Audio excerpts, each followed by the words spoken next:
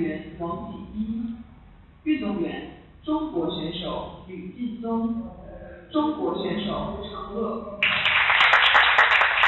15号台，裁判员张家辉，介入裁判员黄家伟，运动员中国选手徐晓彤，中国选手赵建波。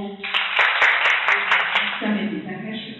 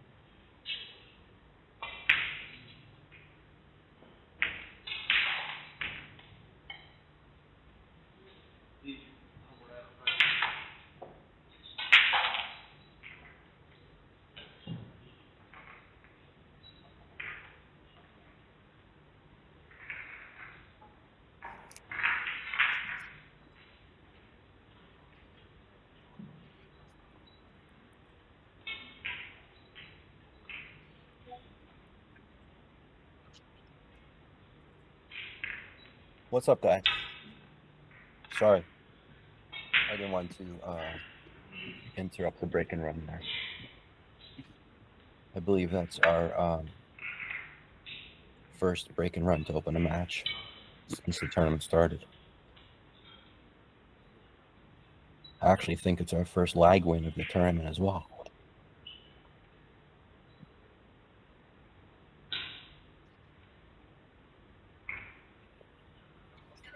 Is my audio okay, guys?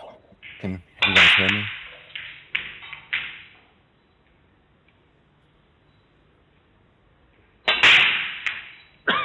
Good.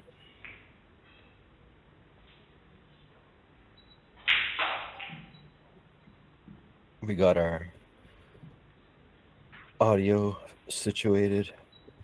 We got our snacks here. And we got a 10-0 lead. On the race to 11, right? It's 10-0 race to 11. Is that how it works?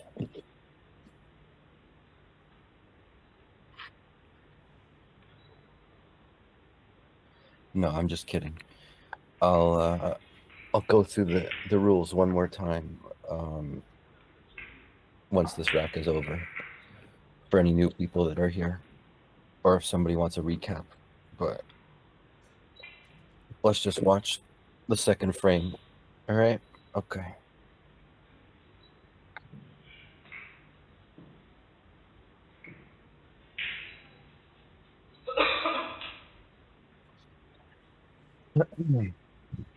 Also, while it's still early, share the stream on your pages and like it. You know, people might be up and they might want to watch some pool at midnight, and they might not know about this game. So why not?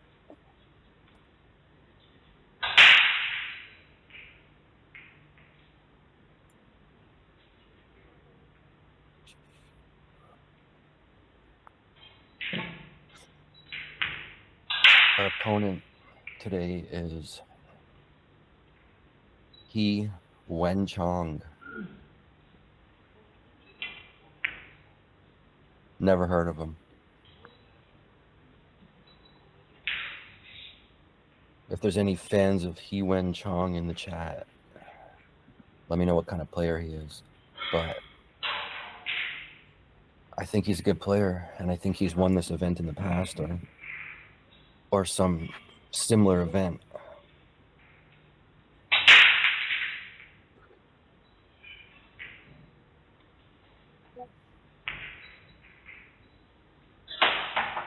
Because he's wearing some gold patches on his jersey, which I remember from a previous match. That means you're a past champion.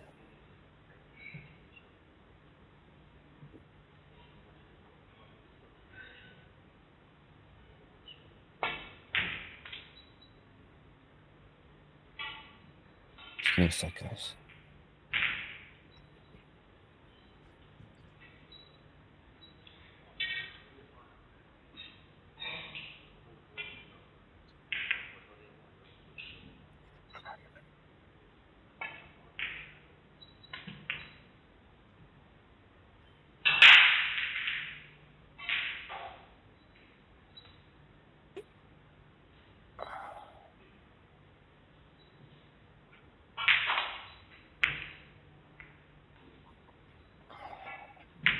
This is either round of 16, or there's 16 left, or we're playing down to 16. Because I know I counted 64 from the bracket this morning. That was gone down to 32. But I'm not crystal clear.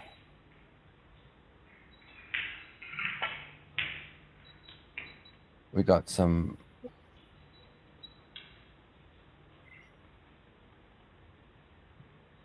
All right, so there's 16 left apparently. I guess there was a lot of matches earlier.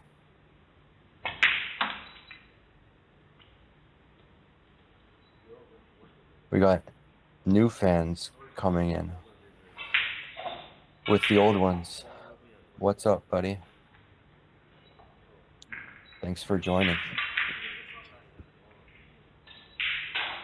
I think this match here today, we're gonna have a little bit more of work to do than yesterday's midnight match. She hates the color of the felt. Oh, yeah. Well, what she can do, I can give her an email to the Duya Federation pool governing body, and it might be a Gmail account. She can email them and give them her opinions on the cloth color, and maybe next year they can match the color of the cloth to their jerseys. You know, lots of things to do.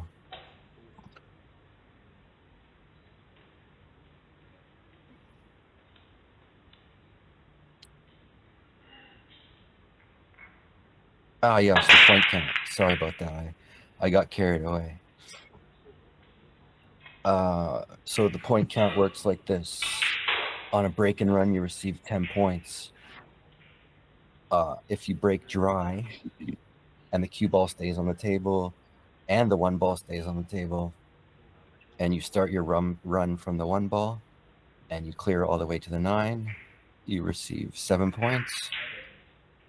Every time you commit a foul, you concede 1 point to your opponent. And there's a 3-point rule on the break, meaning 3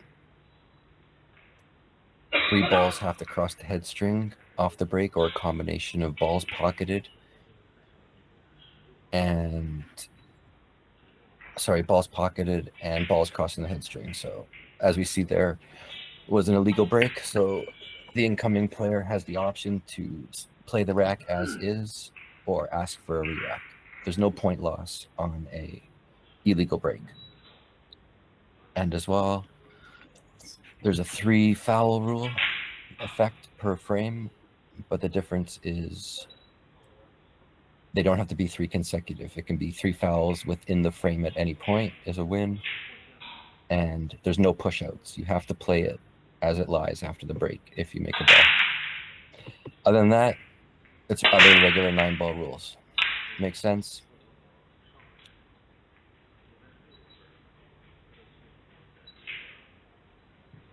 How far into the tournament they are now? I got confirmation before this match started that we are in the final 16.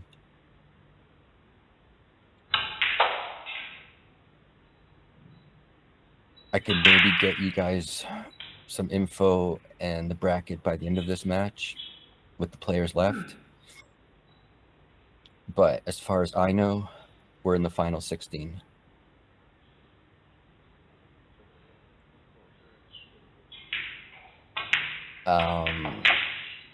And first place is a prize of $280,000 US.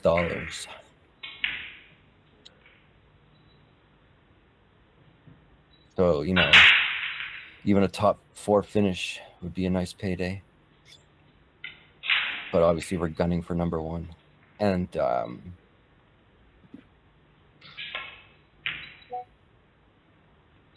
I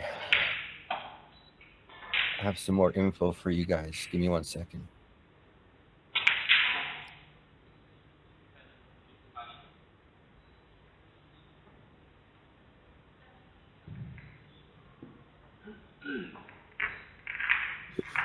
Let me just enlarge my screen here.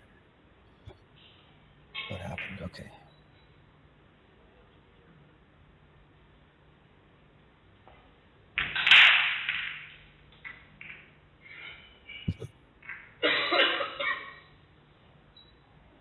Here we go. 1, 2, 3, 4, 5, 6. Yep. So there's 16 players left. So let's see if we can. Koping Chung is a notable name still in. Obviously Alex. And Koping Yi is still in. And you know what, guys?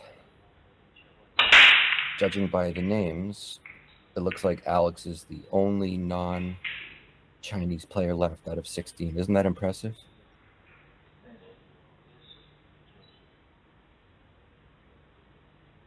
Pretty impressive. If somebody has a player they're going to ask about, and I can let you know if they're still in. I have the names here and the matchups. And all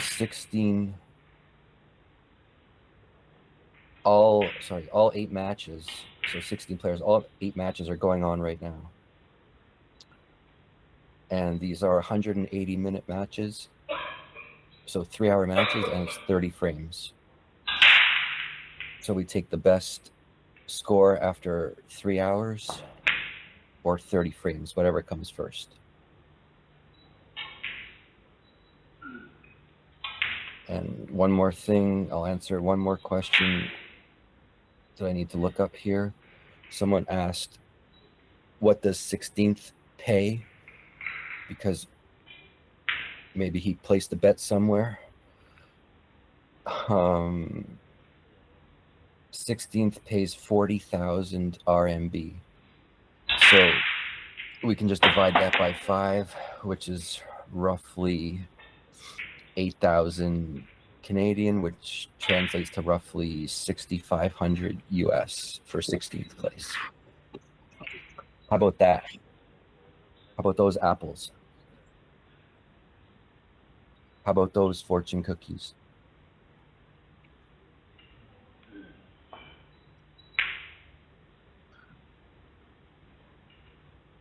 Yeah, the 3 foul isn't consecutive. I haven't seen it yet. This is the rule that I got from somebody yesterday who played in these events. So I trust them.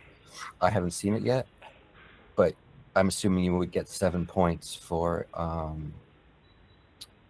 3 foul. You would get 1 point for each foul, and you would get 4 points for the win. So a 3 foul would gain you 7 points. Yes, both co-brothers are playing right now as well.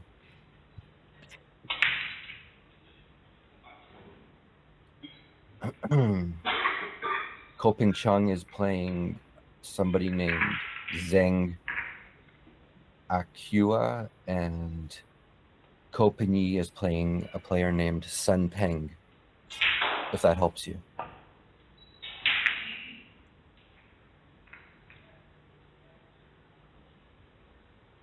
And I'll just clarify one more thing. I have the same camera angle that you guys have. I'm not looking at any other angles, so if I confuse a 1 for a 5 ball or a 6 for an 8 ball because of the lighting, I apologize. It happened once yesterday, and yeah. And we'll get a look at the jump cue here. Look for Alex to attack this jump in the top right and bring his cue ball around 3 rails for the 5 in the lower left, if everything goes according to plan. I appreciate you sharing it and liking it. Anything I can do.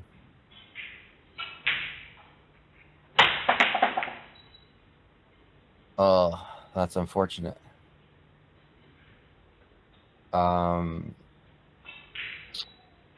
Yeah, it's not easy work that goes on to get these streams up for you guys. So we like to do it, and we appreciate your shares, and everyone here as well. Sorry.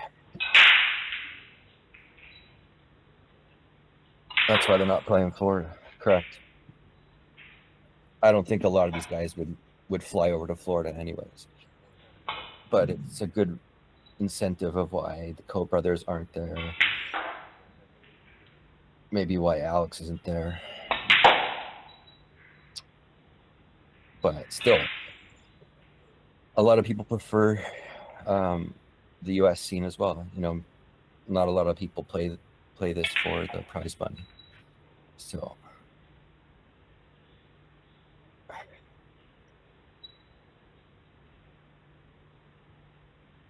and Richard, I saw your message earlier. Thank you for joining as well. and I saw some other familiar names. So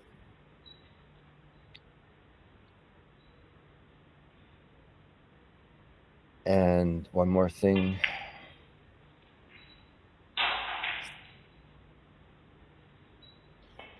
I got information that if you're familiar with this game, and a player named Chubinji, which he got eliminated yesterday by one of the co-brothers.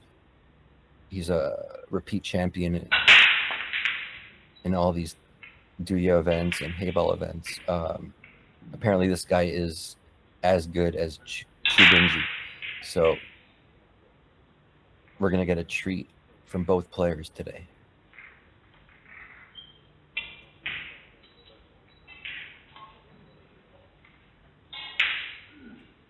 I'm not sure about the co-brothers going to the US Open. I don't know their schedule.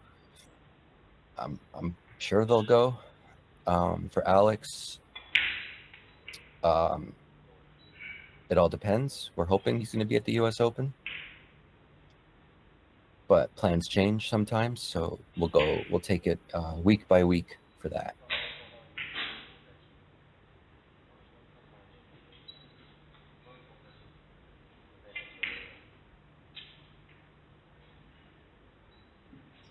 As we see, the 10-0 lead quickly evaporates, even without a break and run.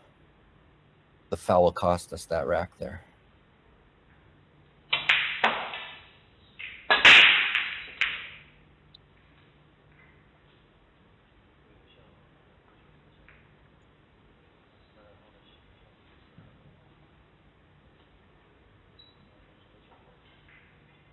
The draw is out for the US Open. I don't know.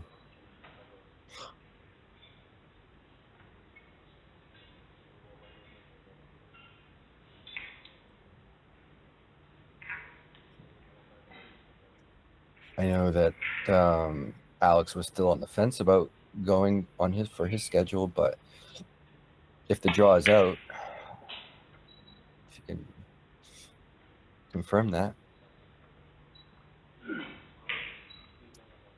This guy shoots lasers. We need this to turn into a movement grind. Definitely, but it's tough when the breaker just spreads the balls so well. It's tough to hide behind balls. There's no clusters for a second chance at the table. These are the rounds and the players where you're going to see packages put together, 3-packs, 4-packs. So the scores can really get away from you in these later rounds. Appreciate that, Mark.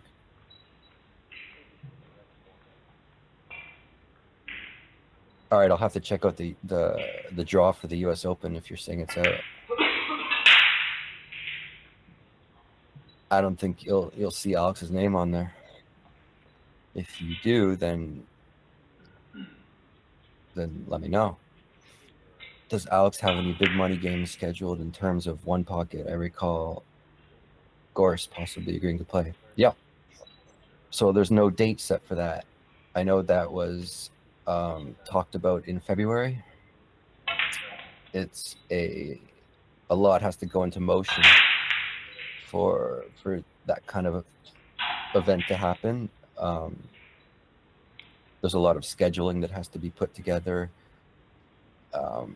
Stuff like that. It's not forgotten about. It's just brewing. How about that? It's brewing. As we see it breaking around here. Pretty insane how fast he got through that rack.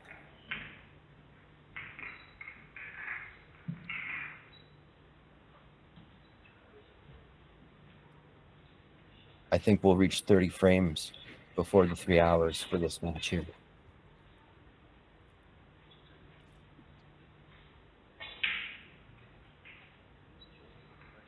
Comment where you guys are watching from. You know, maybe we can get into some conversations based on where you're from.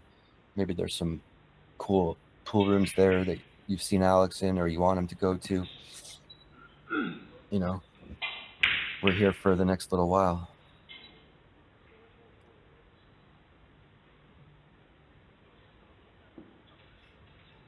So the assumption is correct that the gold stripes on the sleeves are match up with being a past champion. As he almost makes the 9 there, that would have been a little shot to the armor.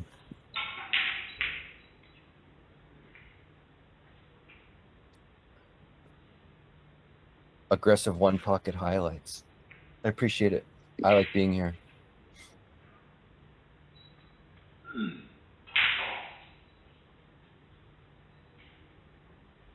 You guys can follow me on Facebook and on TikTok. The link to my Facebook is in the description of this stream here. If on Facebook and on TikTok, you can follow me at the Deep End on TikTok. I post some amateur content on there and some pool related content for you guys. So we have Calgary. Alex was there in February. He wasn't there in February. He was there in January because I was with him there in January. But maybe he was there in February again. I know he was there back again, but I don't think it was that close. But I was there with him in January with Django. So maybe I met you as well.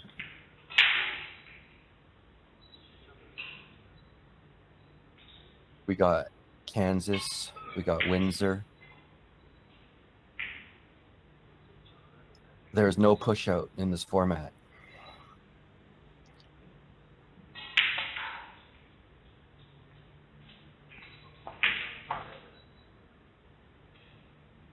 If we can make a statement here off this foul, we didn't start from the 1 ball though, so it won't be considered a table run. I believe we started from the 2 ball. So this win will only count as 4 points.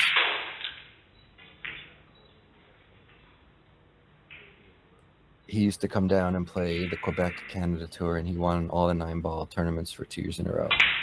Yeah, that's what you're going to get from Alex when he tours Canada.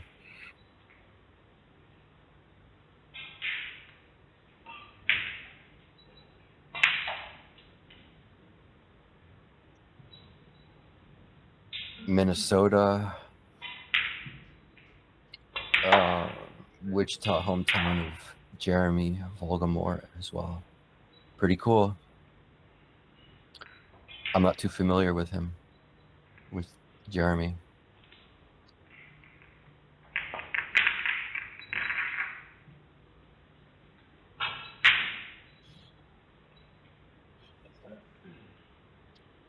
All we have to do here is avoid the 9 and come 2 rails for the 7.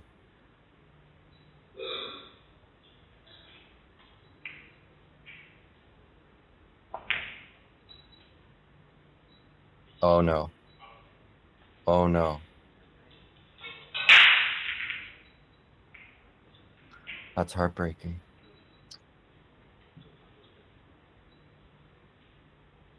Alabama, Richard, the Deep South. That is a devastating scratch. I do that a lot too, Alex. Don't worry.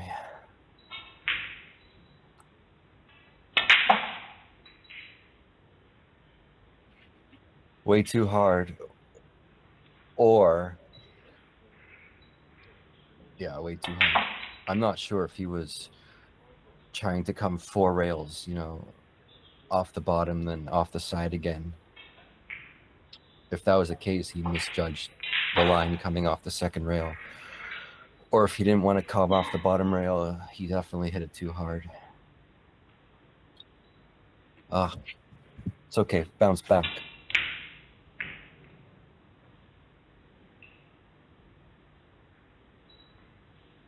Okay. Got it.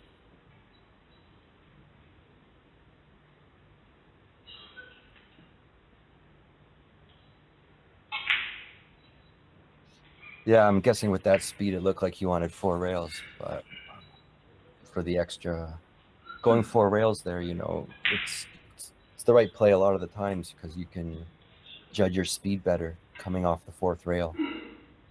Even coming off the 3rd rail, you can judge your speed better. But to go right in there, you have to hit it pretty perfectly to make that scratch, especially on these pocket sizes, which are in between 3.5 and 3.8 inches. Somewhere in between there, there's some, I've been corrected a few times on both ends. So I'm going to give you a number of in between 3.5 and 3.8 inch pockets.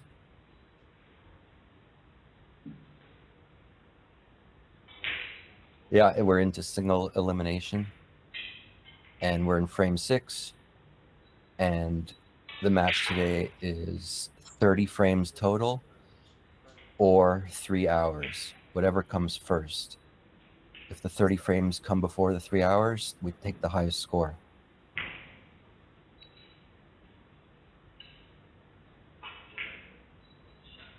So technically, there's no race in points, but there's a race in frames and there's a race in time.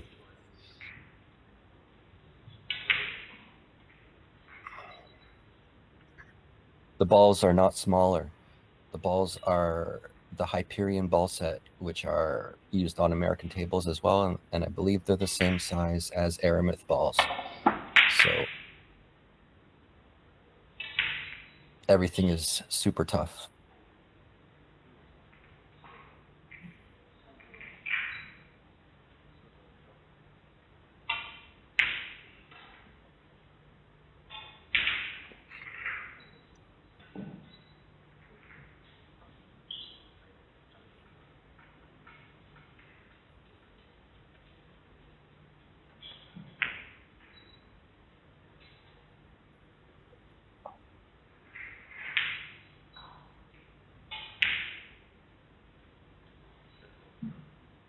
This guy looks pretty young.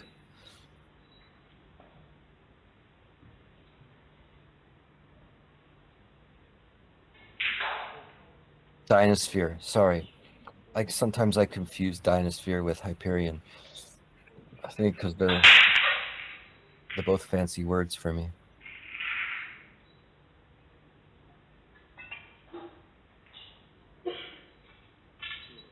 Dinosphere has those the shape on the number, which kind of reminds me of fidget spinners. Just me? All right. If you've seen them up close, you know what I mean. Let's see if anyone can back me up on that.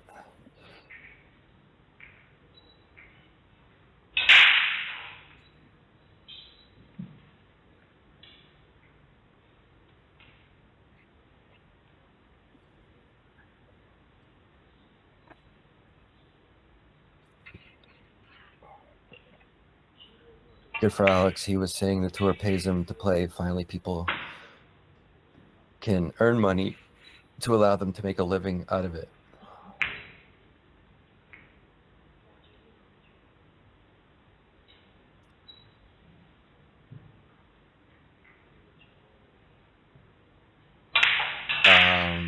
Yeah, the Chinese Pool Association and these Duya events, they are very generous to their players. Most times Alex, he's a seeded player, which means, let's say a tournament starts with like 500 people like this one did. I think this one started with 700 at the beginning. Since Alex is a seeded player, he joins the player pool at around 256. And that's based on a lot of factors.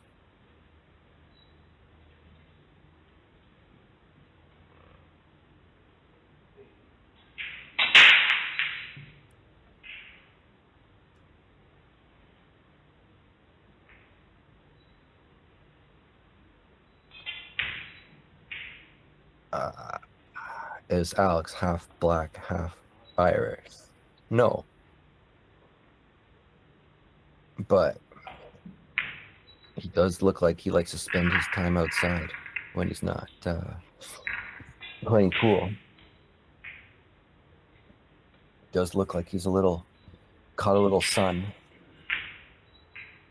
He does own some farmland up in the Philippines.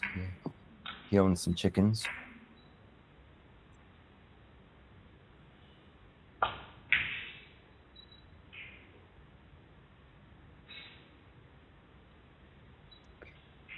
He is half Sri Lankan and half German. You are correct.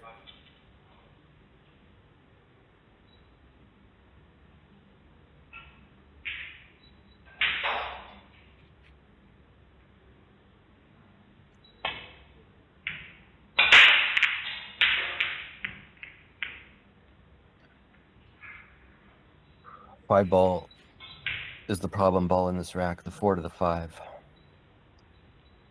5 is not in an easy spot. On, wow, what a shot. By design, that safety, he positioned the 3 ball there so he can maybe somehow move the 5 ball off the rail with the ball in hand. But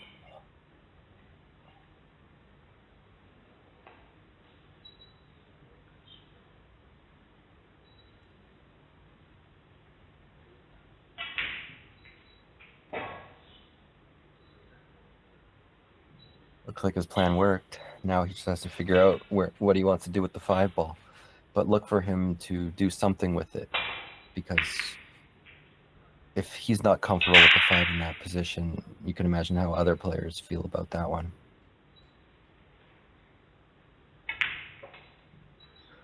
He didn't move it by much and kind of shot himself in the foot there. He's all Canadian, Rob. That he is. He's still got Filipino blood and pride, but his trophies all come here to Canada.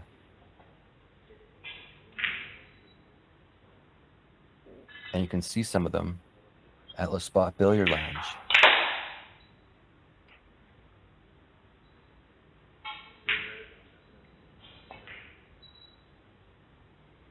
Oh.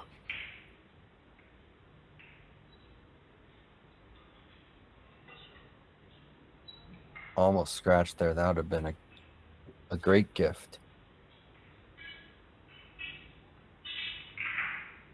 What age did Alex leave the Philippines? I believe he was 16, 15 or 16.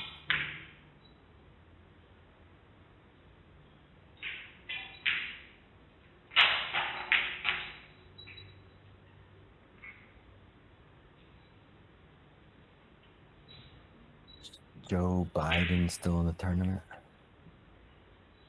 I don't know.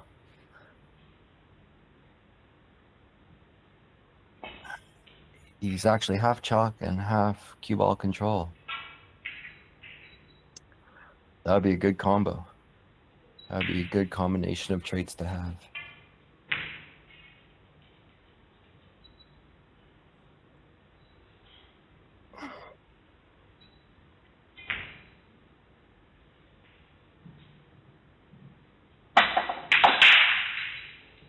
Amazing.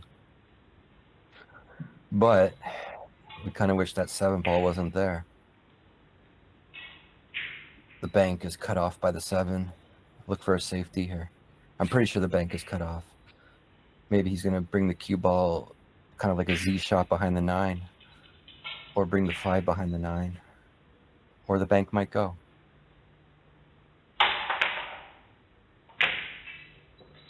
The bank went, guys. Isn't that refreshing?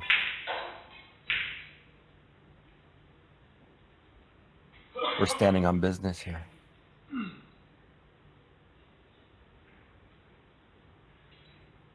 Do you know how many chickens Alex can buy with 400,000 Canadian dollars?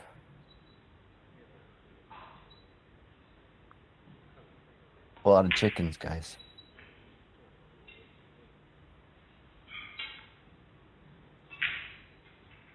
Alex is the draw of the US Open.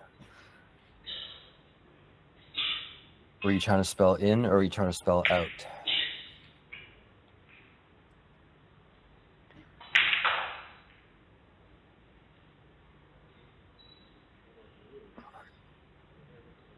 Let's get this 9 here and take a little seat.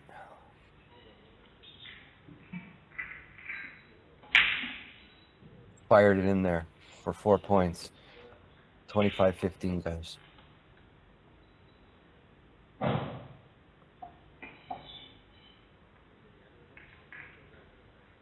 Amazing jump shot. And following it up with that bank shot. Amazing. In. Alex is in. Yeah. To touch on that, he gets automatically put in, I believe, by the US Open, and he has a certain date to confirm or not confirm. So if that's the reason you're seeing his name on there. But it might go to an alternate. I can't confirm 100% on his attendance for the US Open. It's all dependent.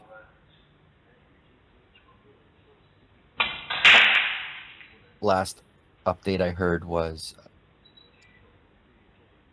I think it was 50-50, and that was a couple days ago. I heard it was 50-50 ongoing.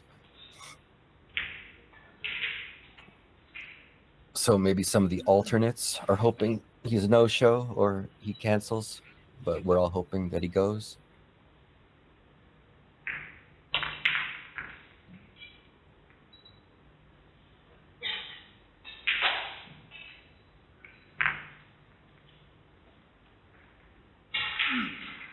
He's been struggling with getting a legal break the last couple matches with the 9 ball on the spot. You know, you'd think it would make it easier.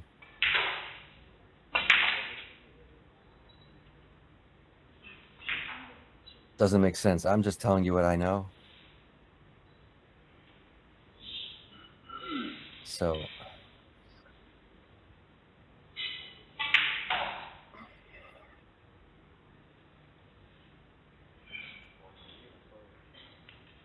and that's what I know.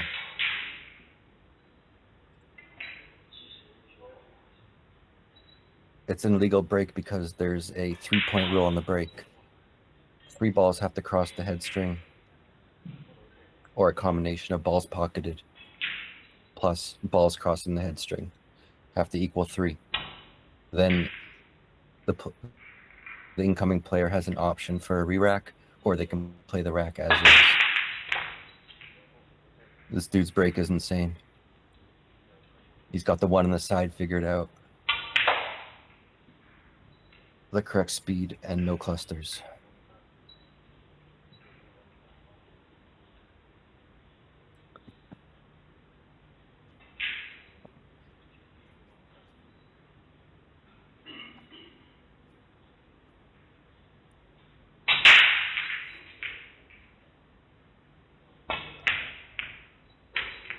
Wow. Moving the 9 out of the way too.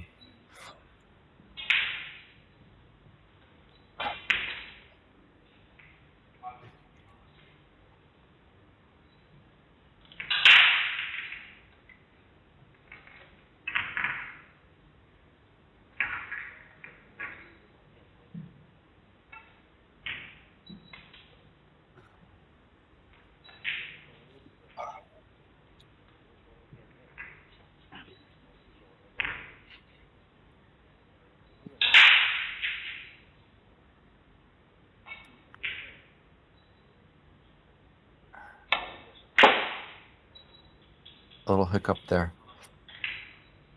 Look for a little bit of an exhibition shot here. Taking it in the bottom right and making the cue ball move here. That's another option, but we're going bottom right.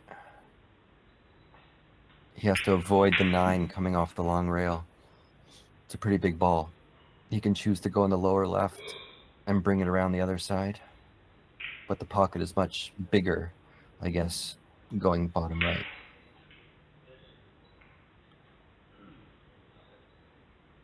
Either way, the cue ball is going to be moving here. Gotta watch out for the 9.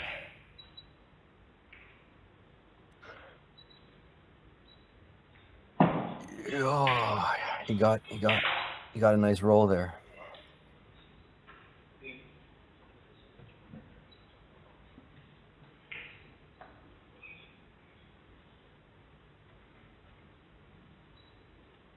This guy's name is in the description on the stream. I think it's Wenchong. He, holy shit is right, you know. Yeah.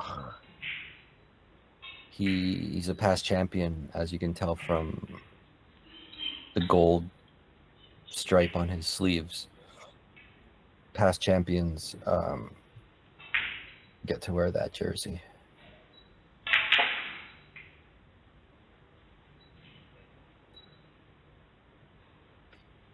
Looks like our opponent is going for 4 points here, and he will double the lead to 30-15 by clearing the 9 ball. That might be short. It looked like it was going to be short.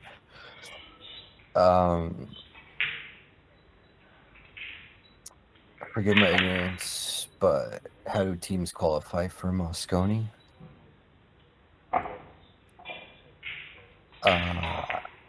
Players qualify for Moscone based on money rankings and tournament rankings as well.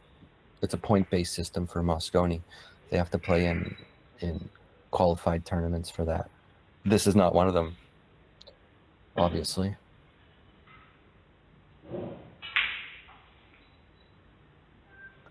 As you see, Rackham 50 has my back here. And that'll stay on the screen longer than my words.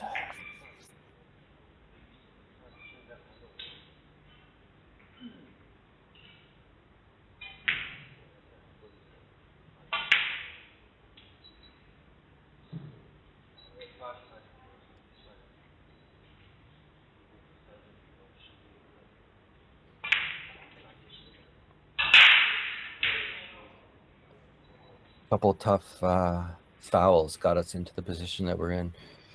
We had an early foul on a table run earlier where we scratched, and we got unlucky with a being snookered on a miss.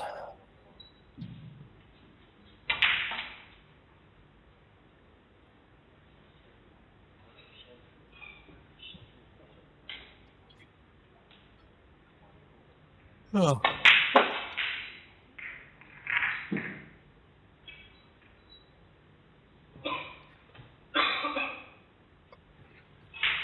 Take pocket speed, minus it by 20%, and this ball will drop. Any higher than that, you lose a couple percentage points. But not when you're this guy. Like a rifle.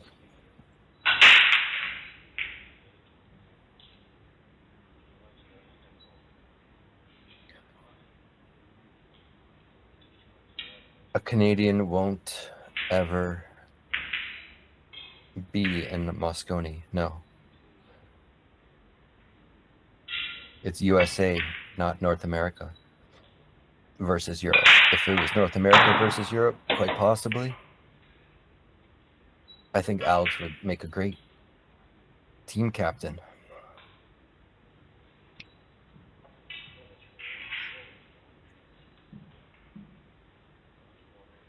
But no, I don't think he'll ever get in there as a player.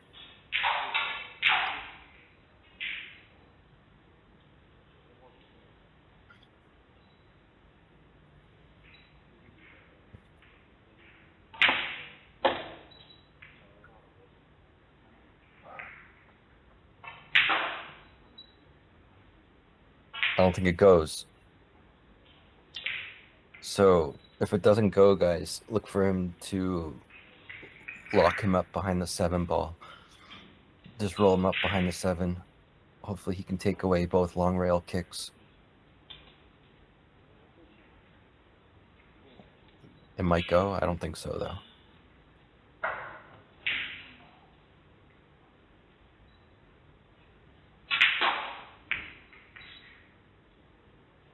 He wanted it more frozen. If he freezes the ball, it takes away the kick. Both side rail kicks are there.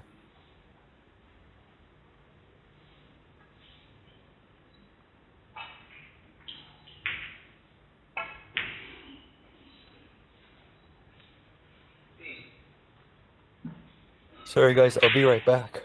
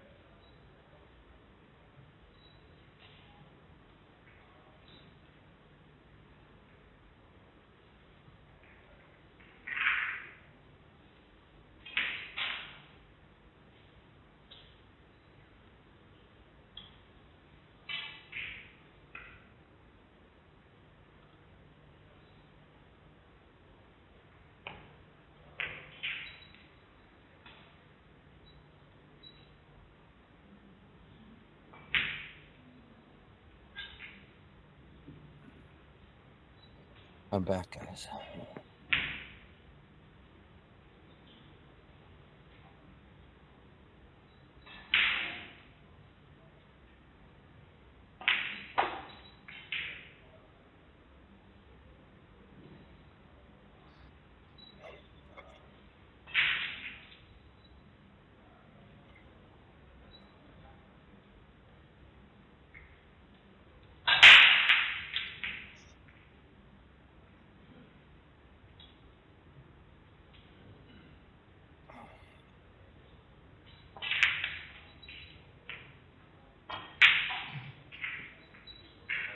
Good job staying on the bottom of the 8 ball there. Just gonna roll it forward for the 9 in the opposite side. Chip away.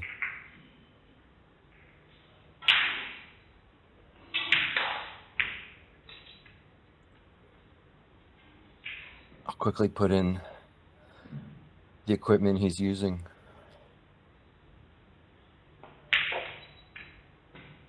Pagulayan shaft, only one in the world right now, is in his hands.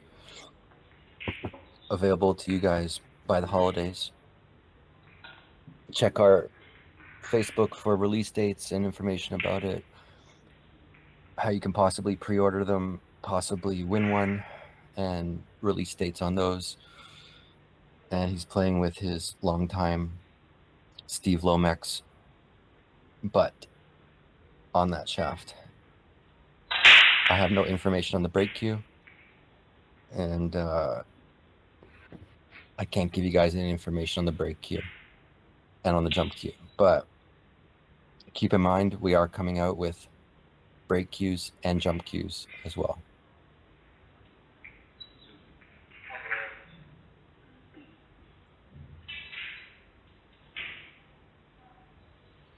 Is this tournament being streamed anywhere?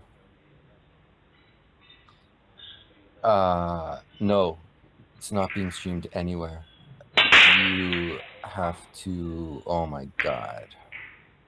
We get a legal break, but an unfortunate laser beam into the side pocket with the cue ball. That's 3 out of 4 or 2 out of 3 breaks where we haven't stayed at the table for different reasons.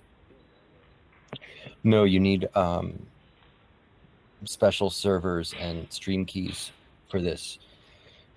Any match going on can be streamed if you have the right connections.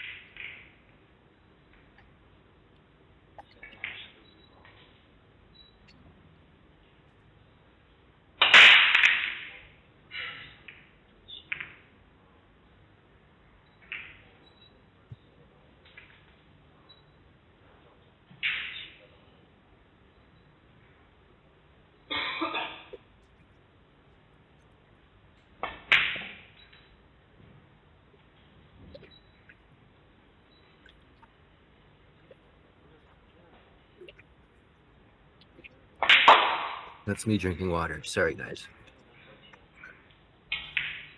Okay.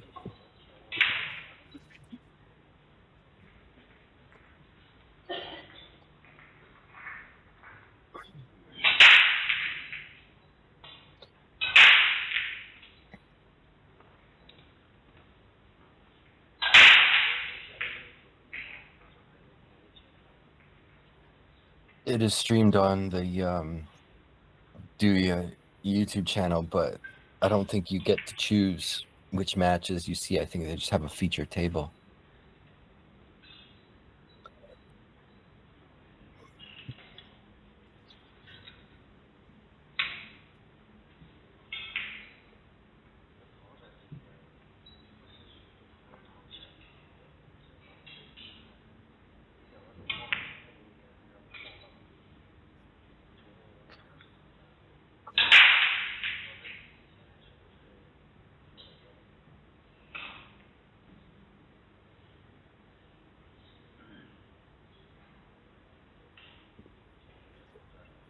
There's no specific score needed to win the match. It's based. Oh my god, we got a golden break again. I believe that's 7 points.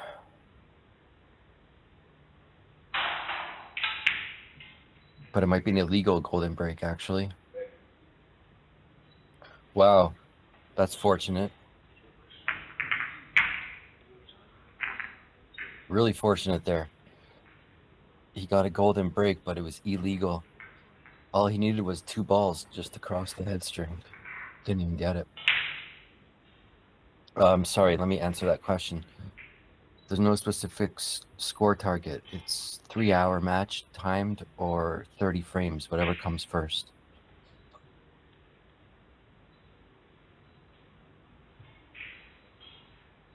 The time is kept on there, I believe. You just can't see it. But the great thing about these Chinese events is they start pretty promptly. So midnight we can use. So at 3 a.m. local time to me, so 3 hours, you can expect the match to end around that time. But there is stoppage time, like soccer, which adds usually about another 15, 20 minutes to the match. So if it's not a blowout by 3 hours and the ref, I believe, feels and mathematically there's still a chance for a comeback, they let them play the full stoppage. So this match, if it goes the distance, will go till about 3 hours, 20 minutes.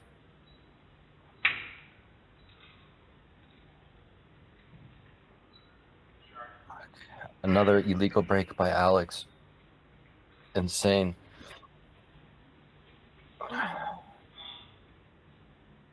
Just giving away opportunities.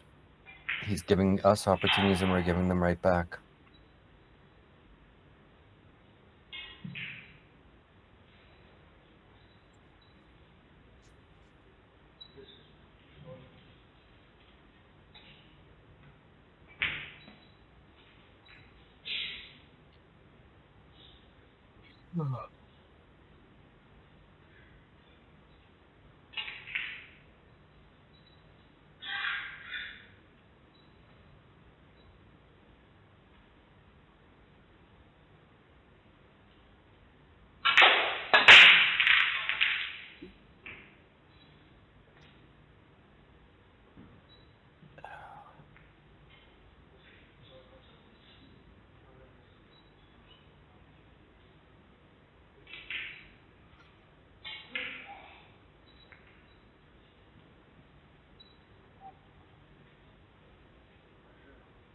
Pretty crazy. This guy's got the break figured out. How can you win with all these golden breaks?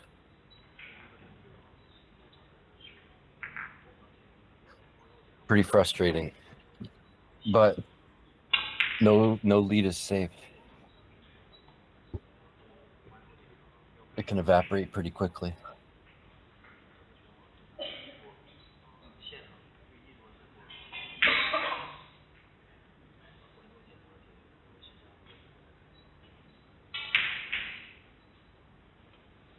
Maybe this ref is loosening the rack a bit for this guy.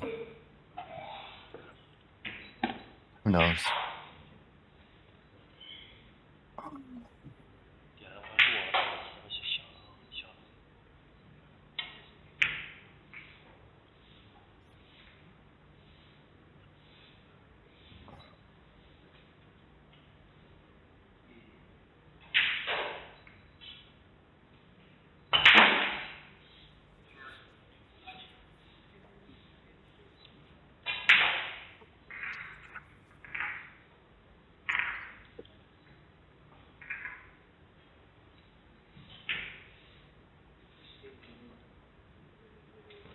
Yeah, maybe that's what that 9 on his jersey means. He got 9 golden breaks one match. Wouldn't surprise me.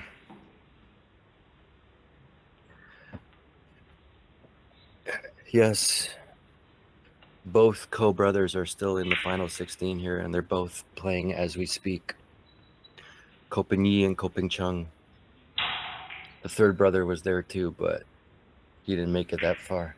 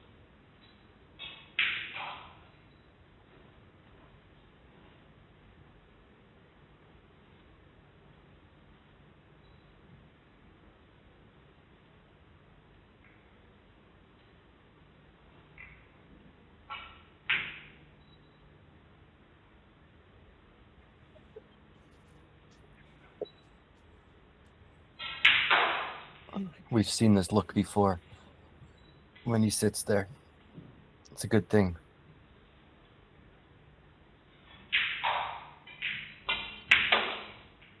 I don't think these golden breaks are all luck. I mean, he knows where to hit it to get the 9-ball moving.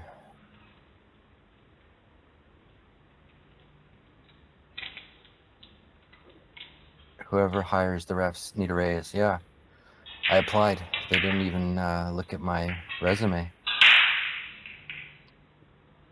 Shame, shame.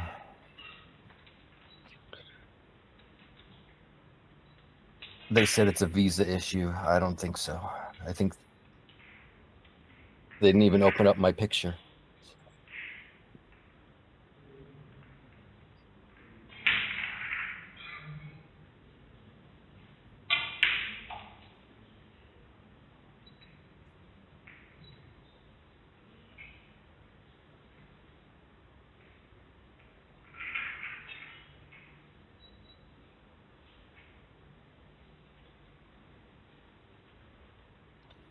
Boob issue. You could be right. Then again, you've never seen me without a shirt, so it's definitely a looks issue.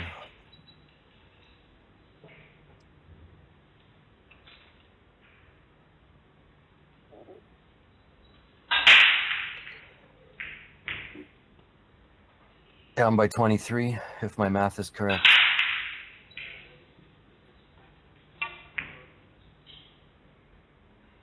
Still not out of it. Let's see how Alex just making sure, or he's looking where he's breaking from. Exactly. He knows what he's looking for.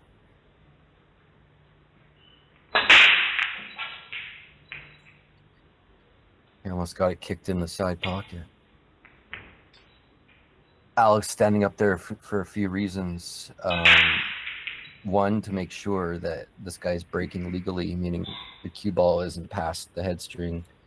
And number two, probably he's looking at where this guy's breaking and hitting the cue ball. So maybe Alex can learn a thing or two.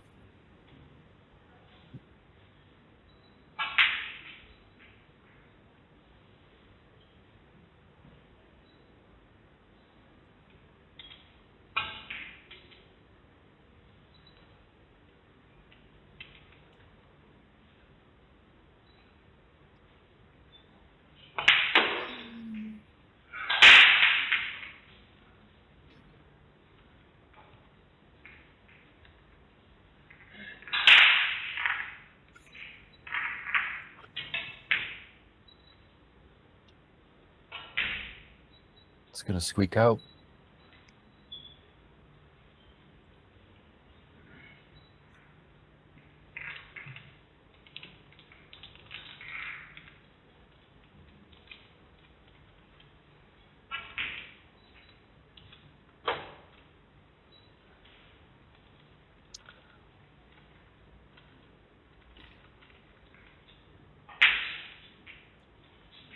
Host, what's your name?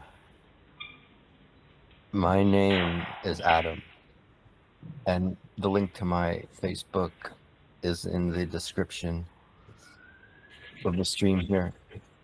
I'm not Chinese. No, I don't speak Chinese except for basic words that I picked up along the way.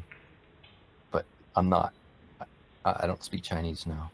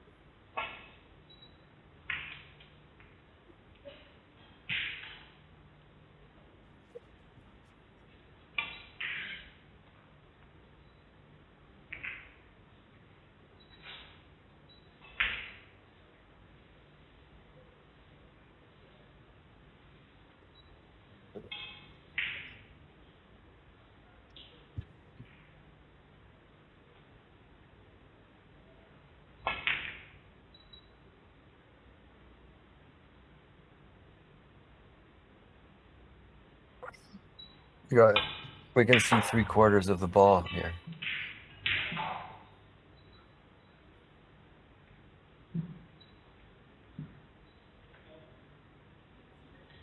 Got to be mindful of the lower right pocket here for a scratch. So speed is important on this shot.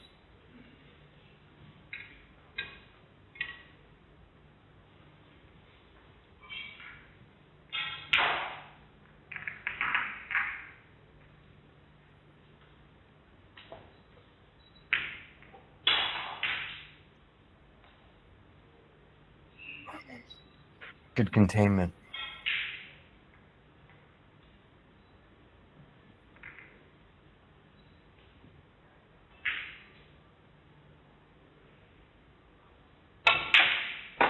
Yeah, just fire it in like that. That's it. That's all you got to do.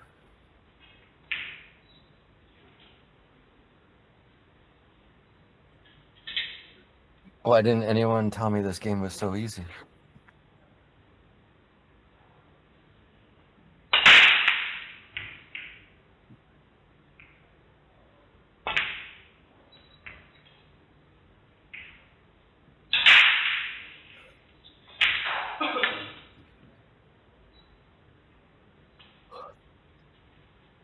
He's definitely going to have to play his A game to keep up with this guy.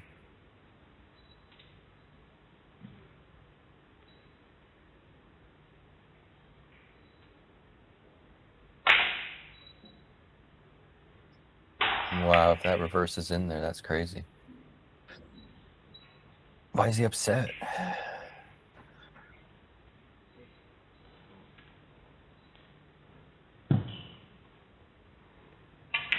This looks like a mountain to climb.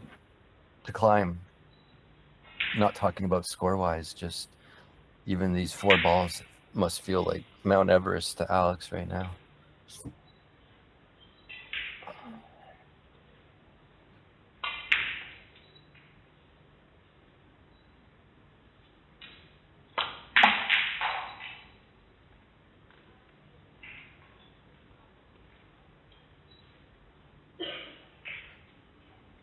Might have to get the rake or the extension.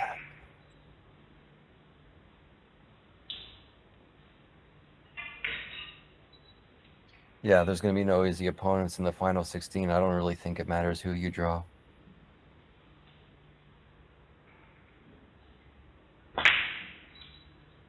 Ugh.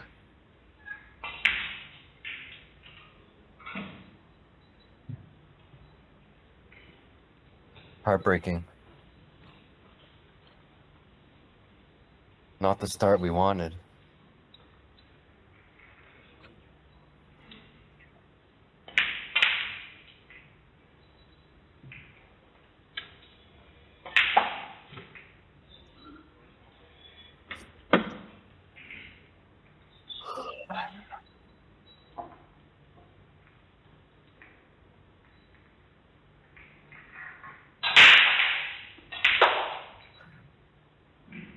Not the start we wanted.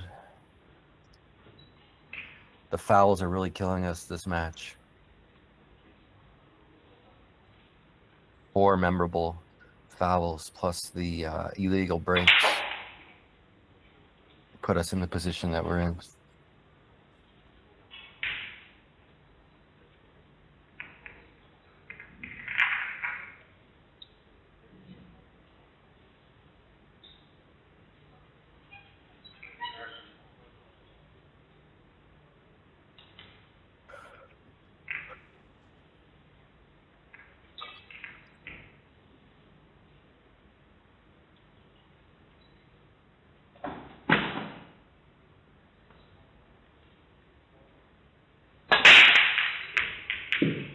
Yeah, he's definitely not out of it, but we've got a lot of work to do.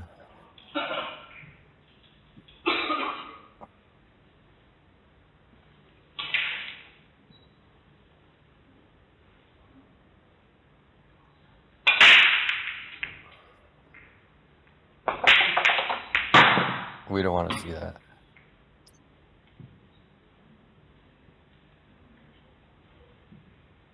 I think he's letting his emotions get the best of him right now.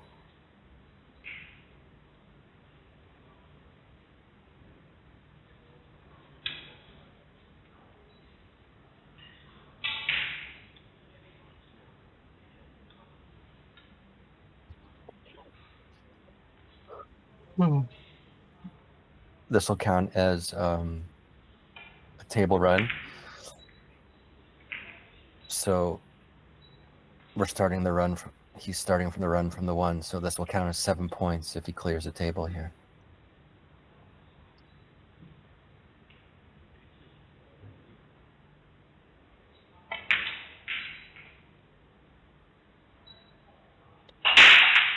Yeah, hopefully that aggression on the 1 ball hit will light a fire, and he just needs to let that out. We'll see what his body language is like when he gets back to the table.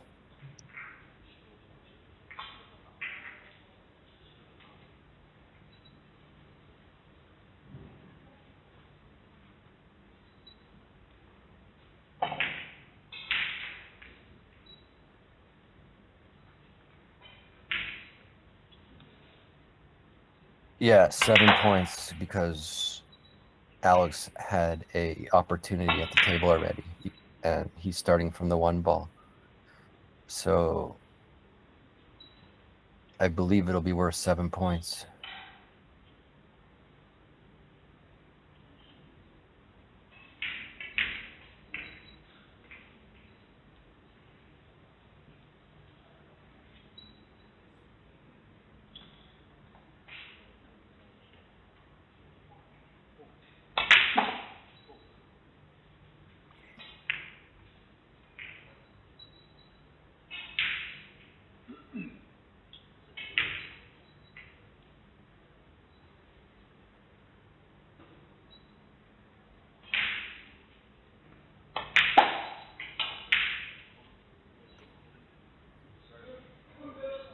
Not looking the happiest.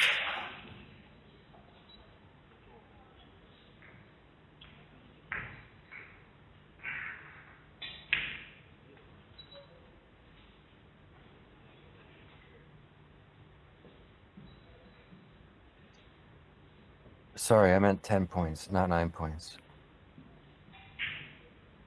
I think everybody knew what I meant.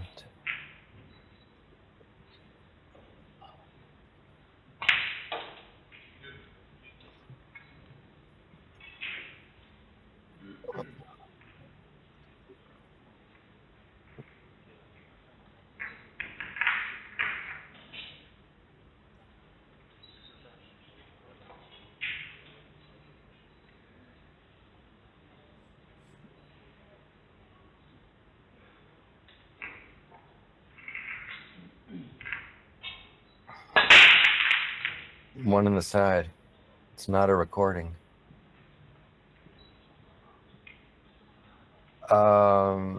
Frame. I forgot to look at when they changed the frame.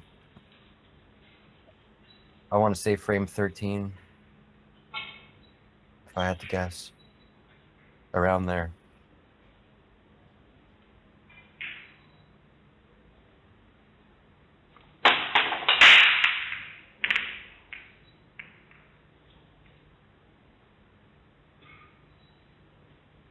Let's go, Alex.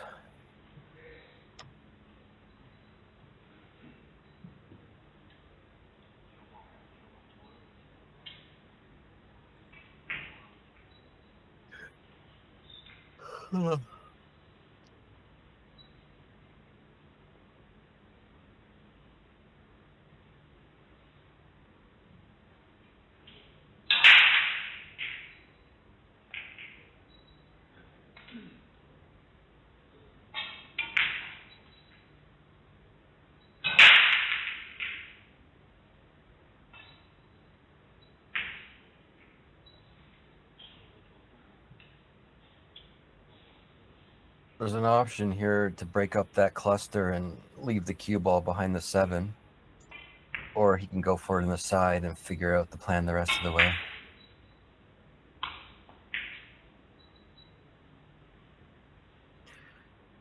He chose my plan, but he missed the whole cluster.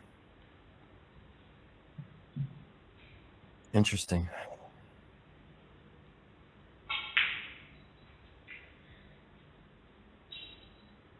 There's a 4 railer here, hitting it from behind.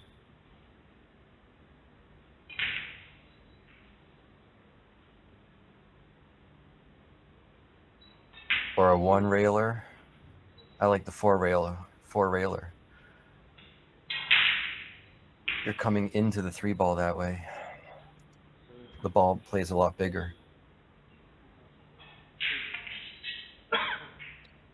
He's looking to hit that rail first where his hand is.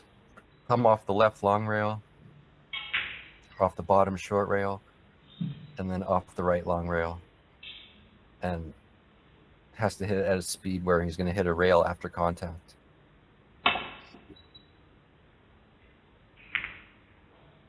There you go. It's not out of the realm here for Alex to go for the 3-9 combo. There might be a 2-way shot there, leaving the cue ball behind the 5.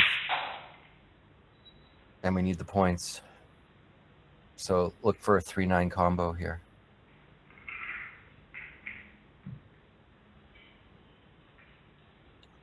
Yeah, it just goes to show, you know, Koping Chung is down 50-16. It's really tough when you get down to these stages.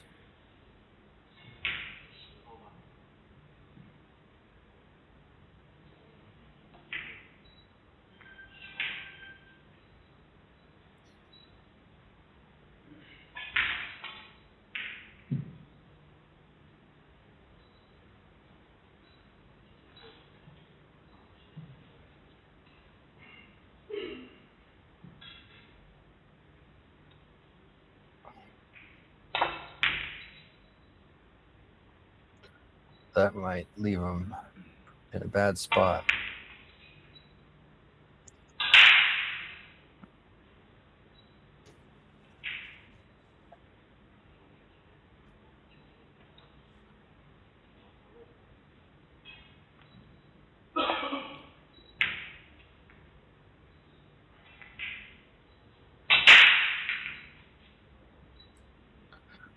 I think the 3 goes, but our saving grace here is the 4 ball.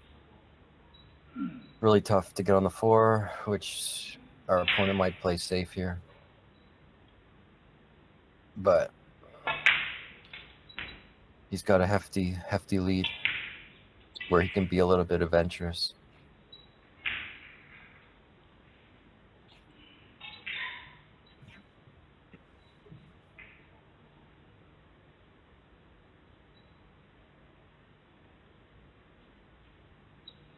We're live. It's not pre-recorded.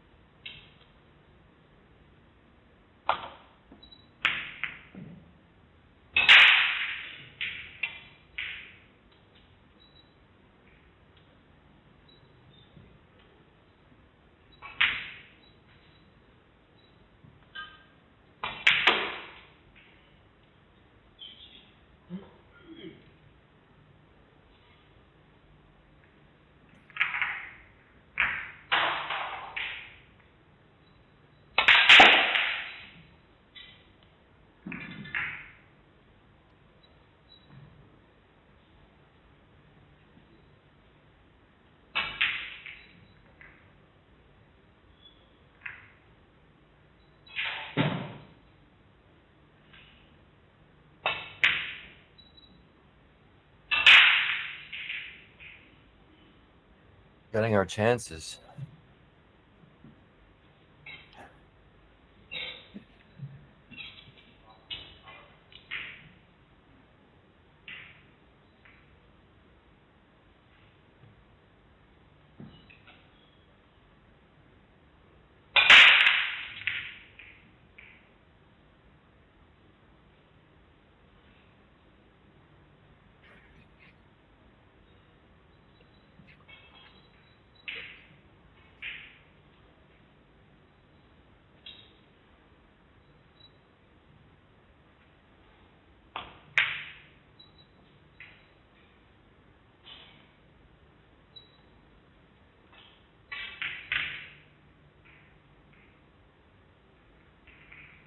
Maybe some inside.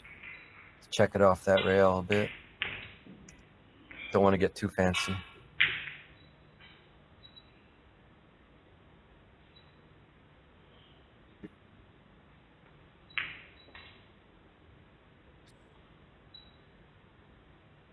Good speed, nice angle to come up and down for the 8 in the same side pocket.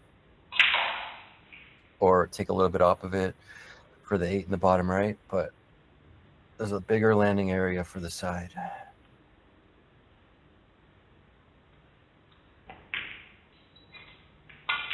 He chose to check it, come on the corner.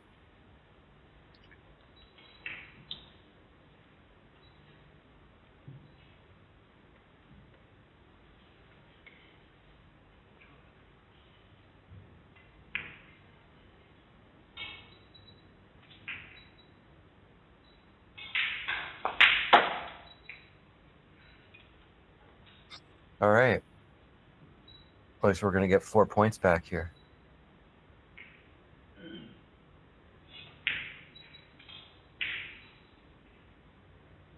A break and run here would be a sweep, but, you know, in order to have a break and run, we need to make a legal break for once.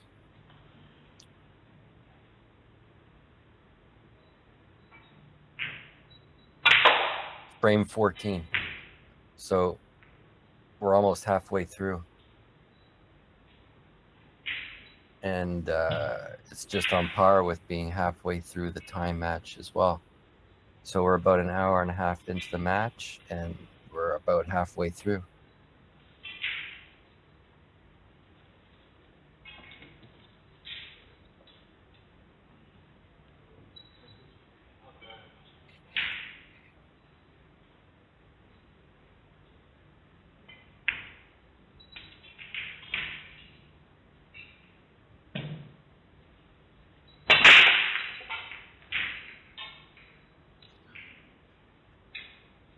Alex's body language is no good right now, and the commentator sounds like he bet his last $100 on Alex. Cheer up. Only 50% of your comment is true.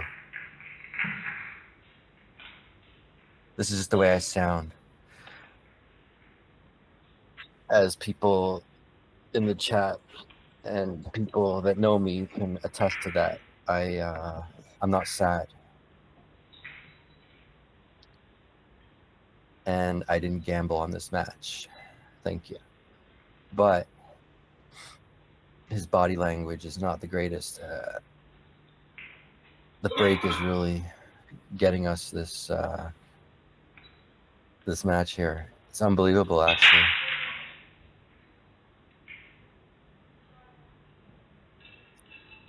I think that's illegal break number 5.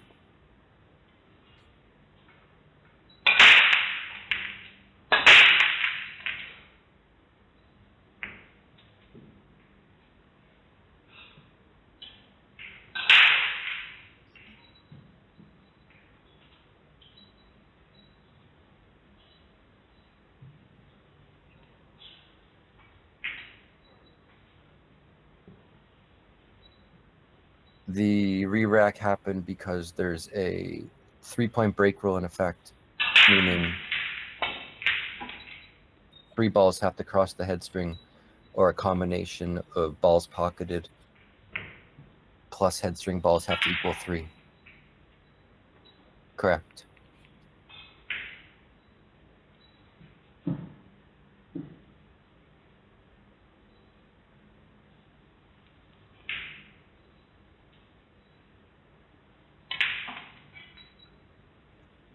Definitely the most illegal breaks I've seen by one player in a match, though, so far.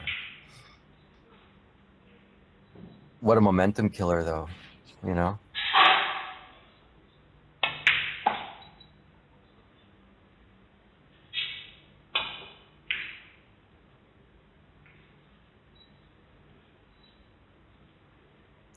I think there's going to be a 10-point rack here.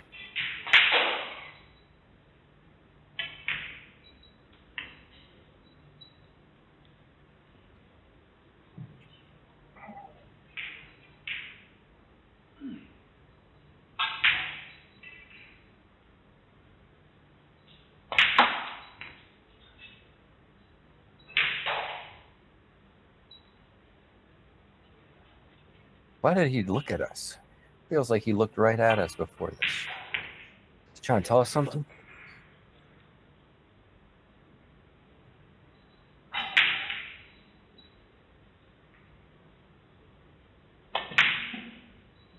Maybe he was looking at us to be like, I'll miss for you guys. What a leave.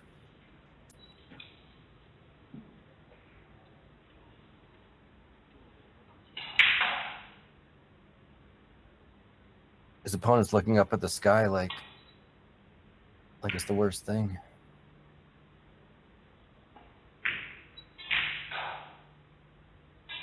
I think we got the hook.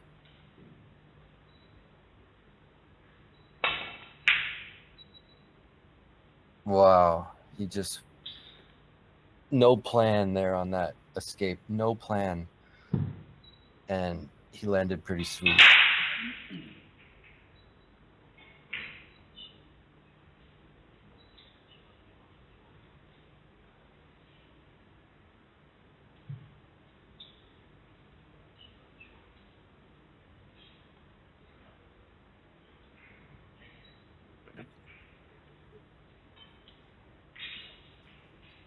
I like that he's taking his time here at least.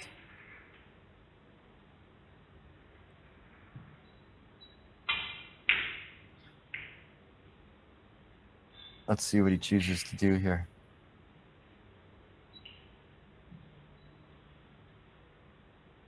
How about that? Take that. What a shot. Hopefully.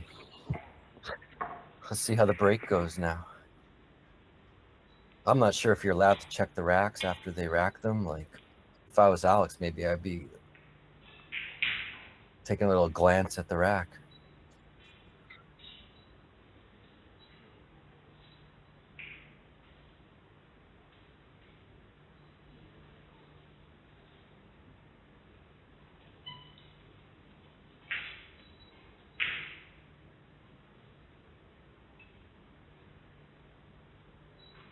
Let's go. Plenty of time. Let's just, you can check racks. I wonder why he's not checking the rack after 5 illegal breaks.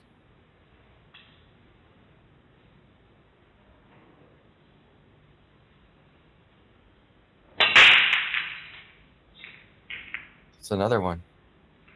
Another illegal break.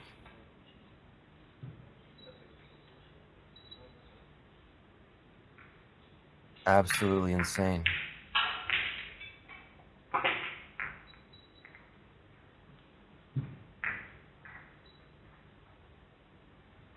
Absolutely insane.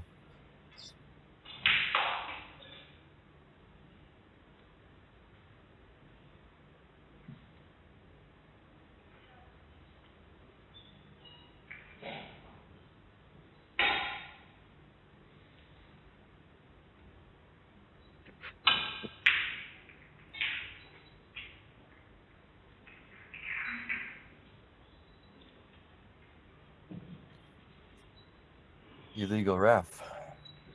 No, I think you should check the rack next one.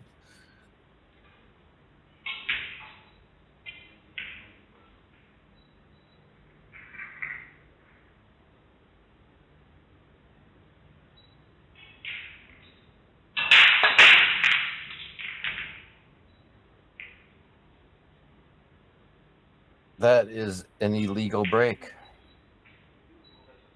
No? Yeah, it must be. It's a re-rack. This is getting a little bit out of control here. 3-point rule system, combination of balls pocketed needs to equal 3 plus balls crossing the head string. So 3 balls have to cross the head string if no balls are pocketed.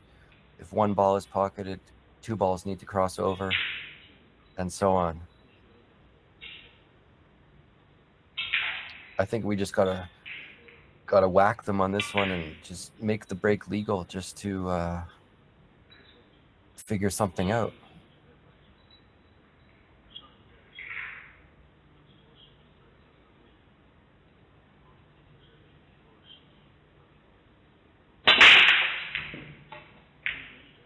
That's a good break. At least it's legal, and the 5 ball's going. The head string is that line on the top of the table there, the one going from east-west. So 3 balls cross that line, so it's a legal break.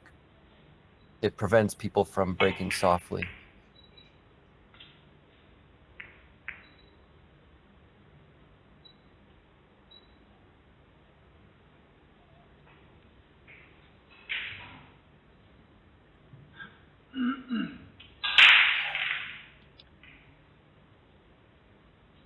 You know who I would like to see in these events?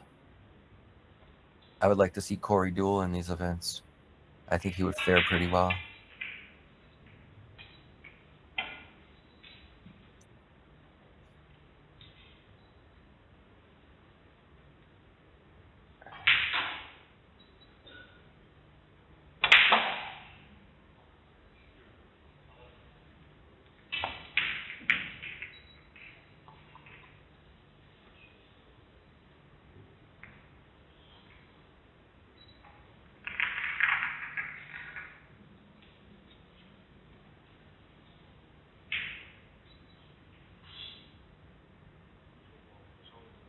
There's no diamonds on these tables. There's a fine white line where they break from that runs left to right. plus those two lines there that make the square, so it's the longer of the line. I don't know if you can't see that. Maybe increase your resolution. I'm not sure.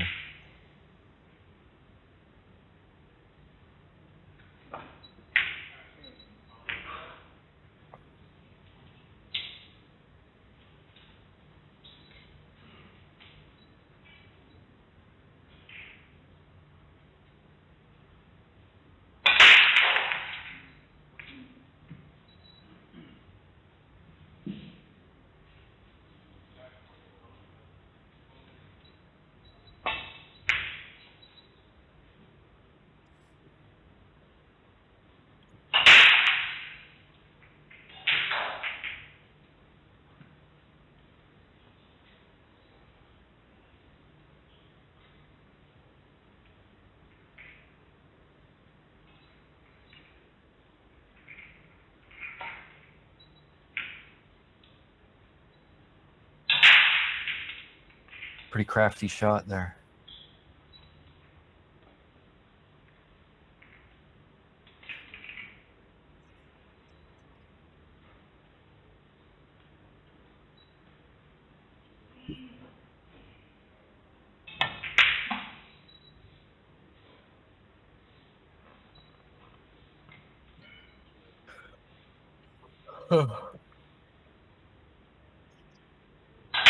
Excuse me.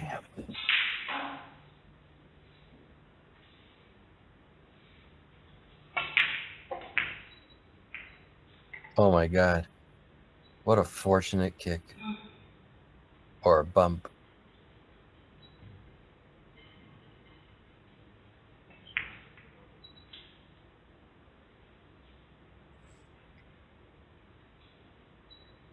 The 6 to the 7 and the 7 to the 8. 6 to the 7, sorry, would be the decider here.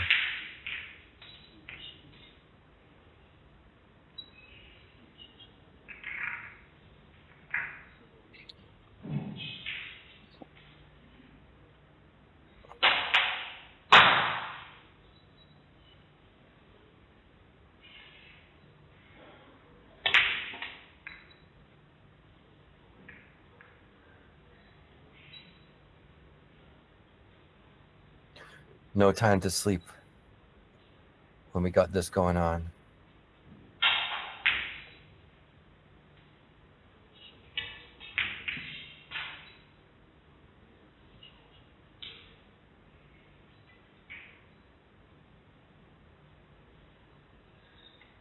He's on the wrong side of the 6 here. He'll have to go 3 or 4 rails around or do some magic. We got the magic bit short.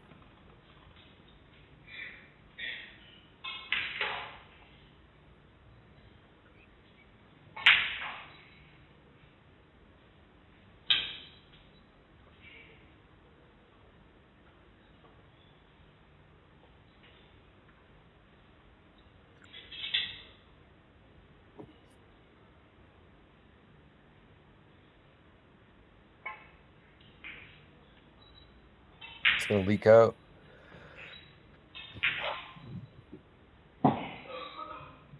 Obviously the bank is on. There's also a safety option here, but I think we got to go for the bank.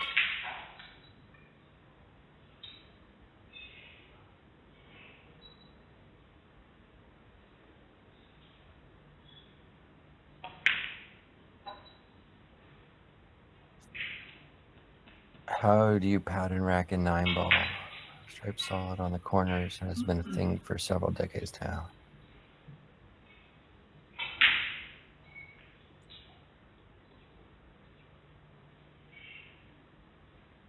There's, I think there's elaborate ways to pattern rack a 9-ball.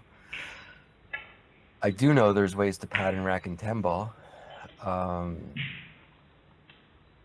but it's all dependent on your break, meaning how well you break them.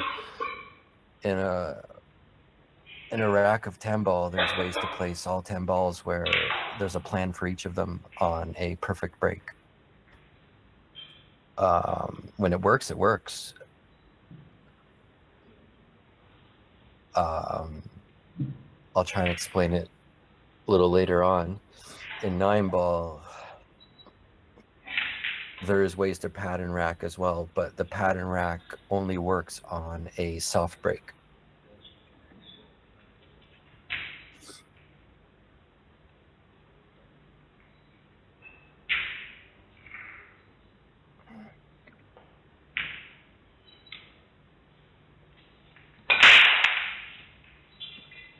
Got to swing the cue ball around 4 rails, possibly 5 rails, touching the bottom one here.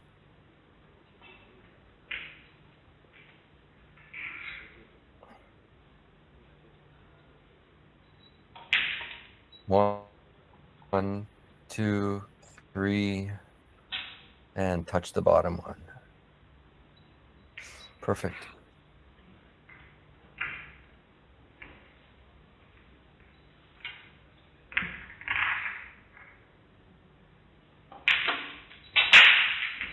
Fired it in.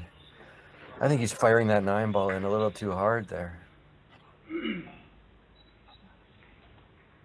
But nevertheless, we're not out of it. If we just figured out our break a little earlier, or not had so many illegal breaks, you know, we could be leading right now.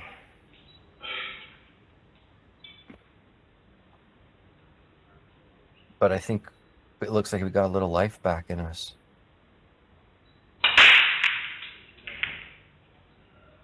Pep in the step, yep.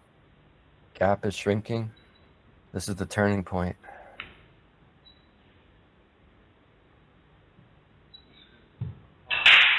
There he goes, finally checking the rack. Finally. That's what I'm saying. I think he's firing that 9 in a little too hard. He did it a few racks ago too.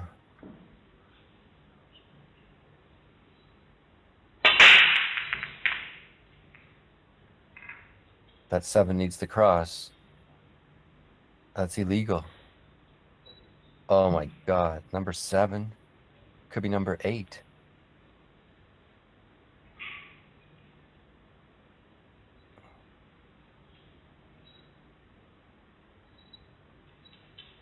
Yeah, he went to the dark side about 6 months ago with the carbon. He's got the only one in the world right now of his carbon shaft. It's coming by the holidays for you guys. Promise you.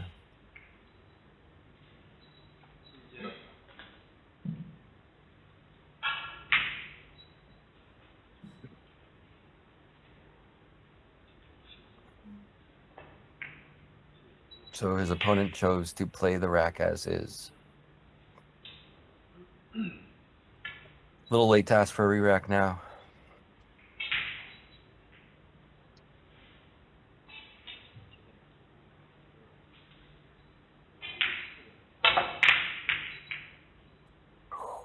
Wow, come on. Bittersweet, I suppose.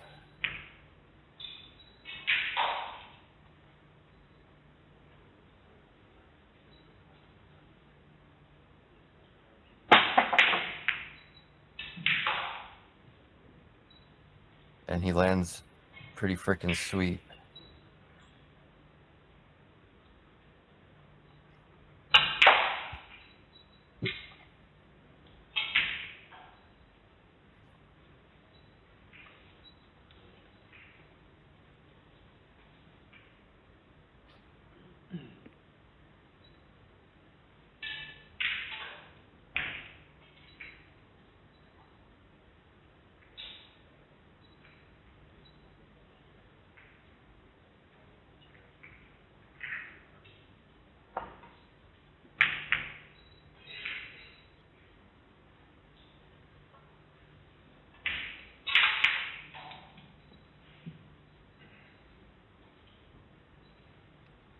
Yeah, I think he was laughing at the leaves this guy is getting, but definitely the tides are changing.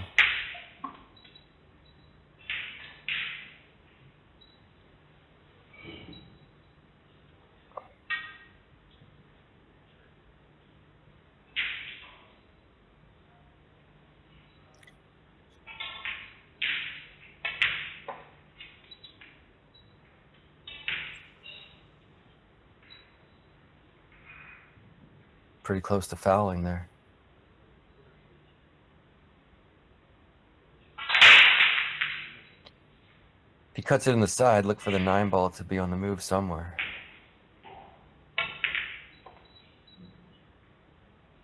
Hopefully behind it. Of course, he comes up pretty perfectly.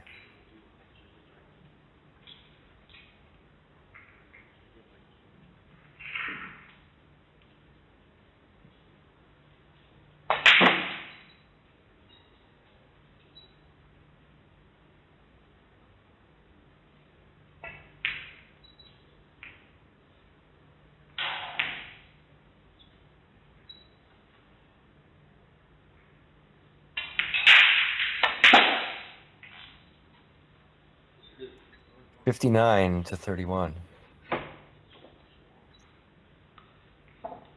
Another illegal break on that frame. I'm gonna have to go back and see how many illegal breaks there were for us.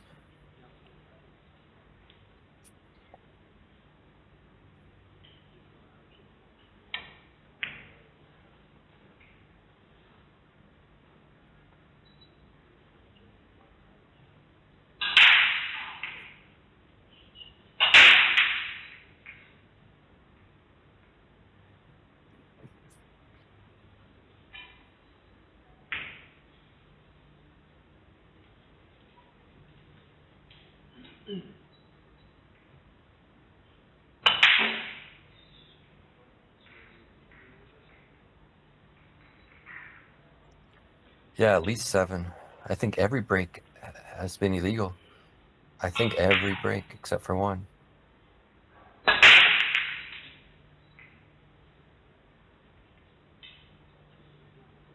That one is good.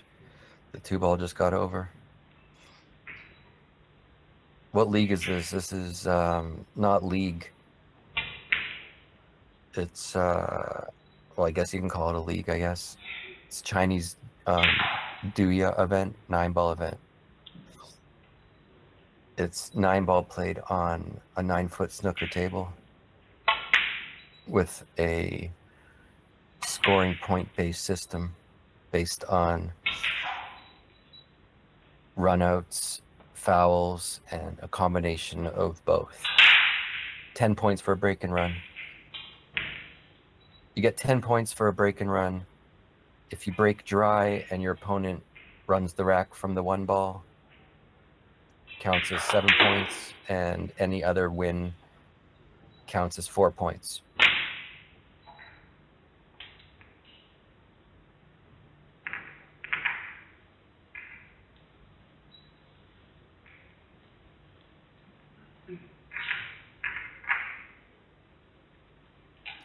Advanced APA.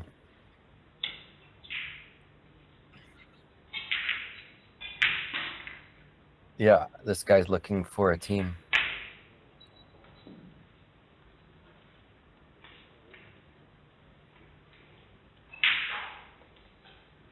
I think we'll start this guy off as a 4 handicap, and we'll adjust. We'll put him up against a 3 to start. How about that?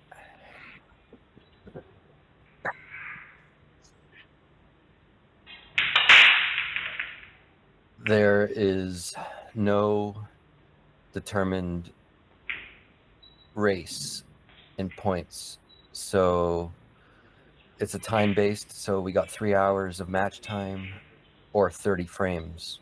Whatever comes first, they take the highest score at the end. So we're at frame 17 out of 30, and we are about almost 2 hours into the match. So we got a little bit over an hour left, or 13 more frames.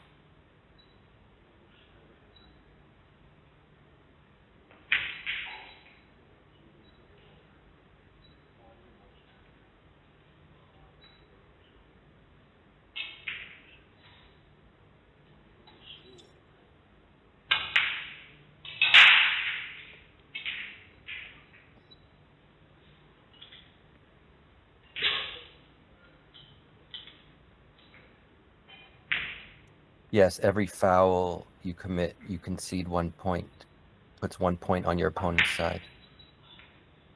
And there's a 3 foul rule in effect here. The only difference is they don't have to be 3 consecutive fouls. It can be 3 fouls at any point during the frame. As we landed pretty straight on the 8 ball, we needed a little angle.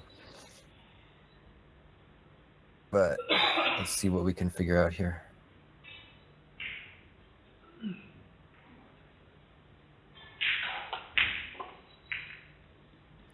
Yeah, we're in the single elimination portion. If we lose, we're out. We're down to 16 players.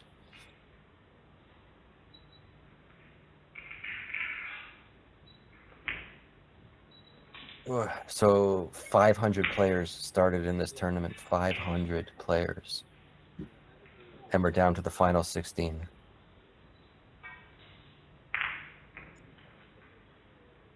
Yes, 3 fouls at any time during the frame. So 3 fouls will gain you 7 points. You get 1 point for each foul, plus 4 points for the win.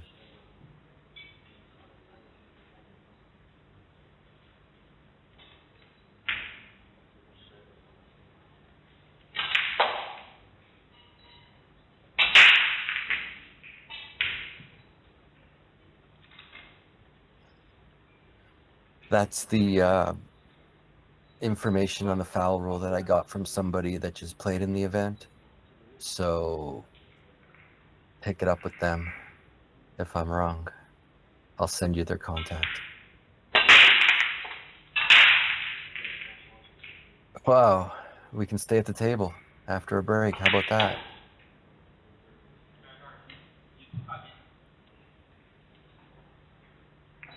I'm not sure if the 4 passes the 5.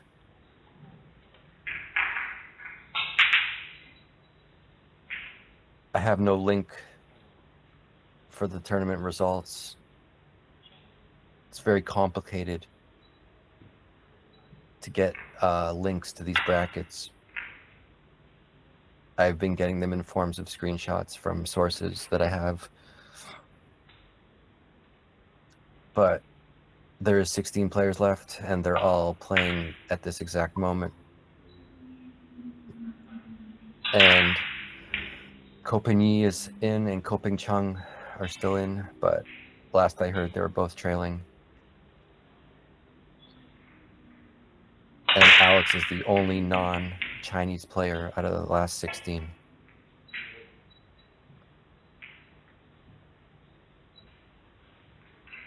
So it's pretty impressive.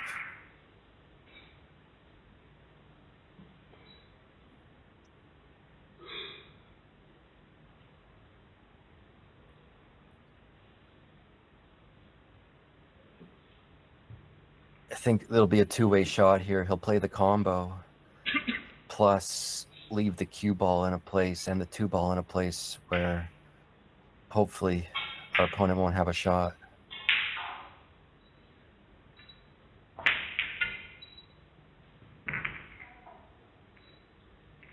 Bam.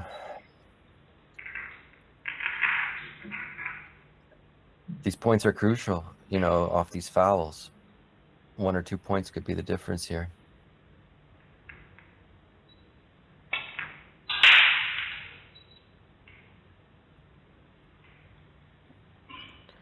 I think we want to start grinding him.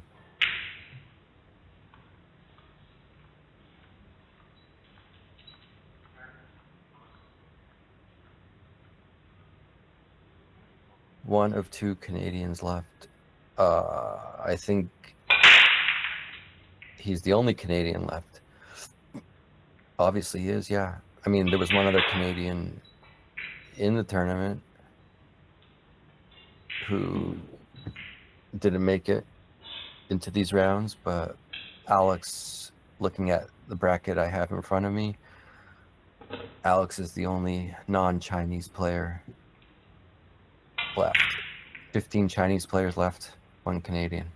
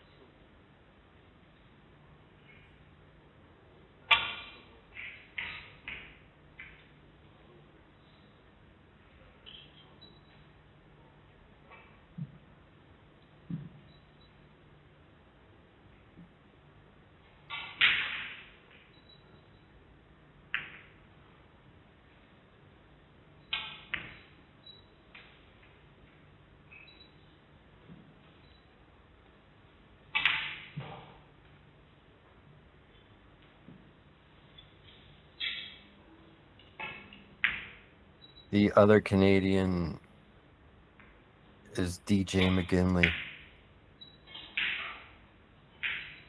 He's been in China for about a month now, playing these events. He does pretty well. He lost to Tong Liu. Eric, a good friend of mine, says this guy can also get the 7. If you want to give this guy the 7, I'm going to have to bet against you for the first time ever.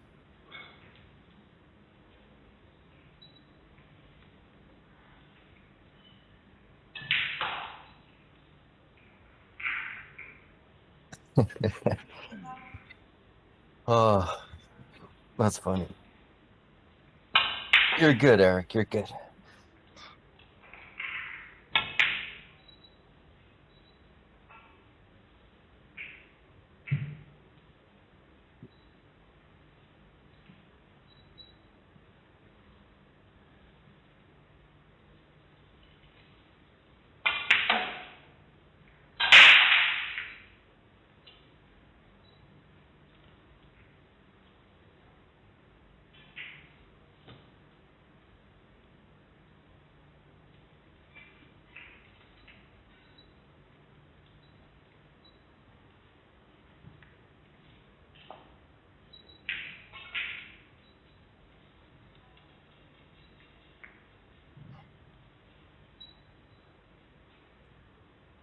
Possibly a cut into the top right or a safety behind the 4-5. Maybe both.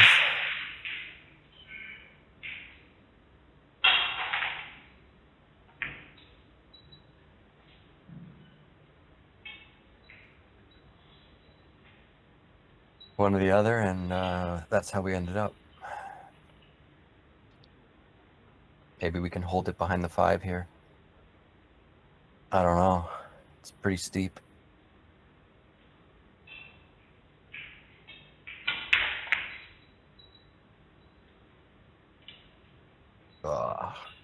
Good try.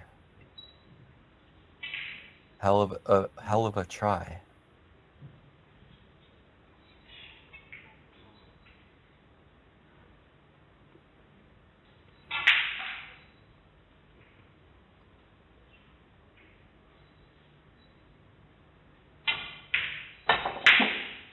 Wow. Maybe draw it back a few inches and he'll take the bank on the 6 ball, is my educated guess. I've been known to be wrong before.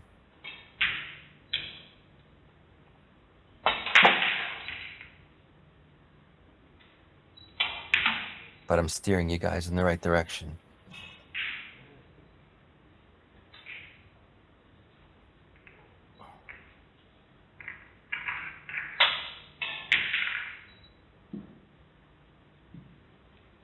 Dress up in the side would be sweet. Look at this, all right? I'm not going to jinx anything. Let's just watch. We can talk about ifs, ands, or buts while we're breaking.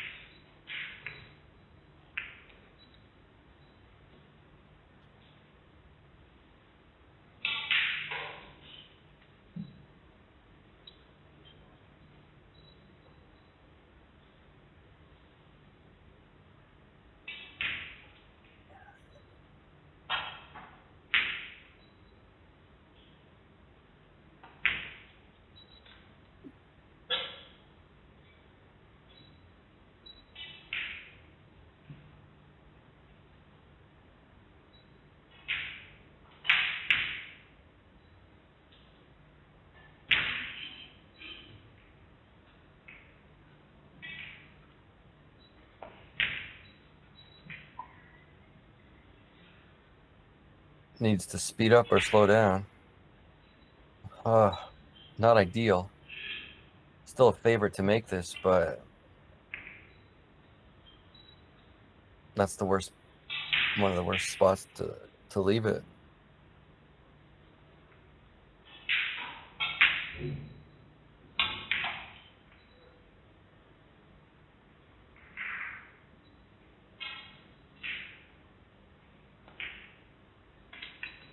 Watch the side pocket. Watch the side pocket. We're okay, guys.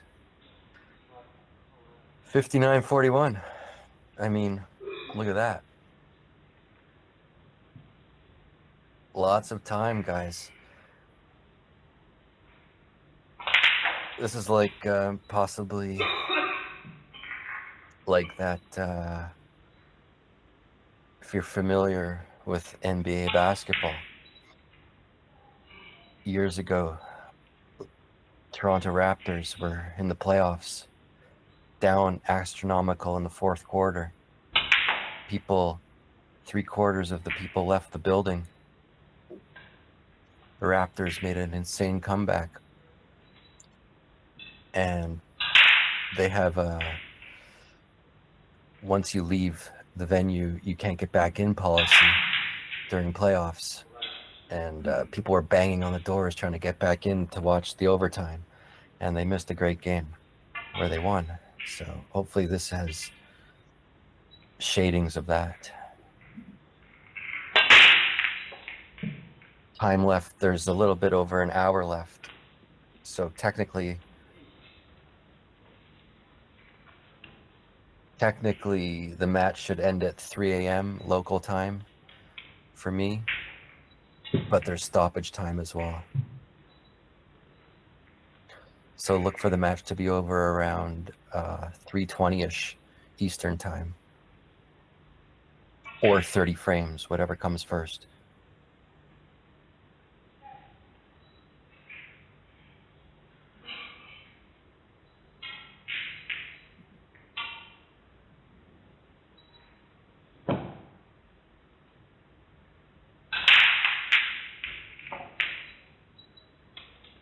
Koping Chung down 28-70.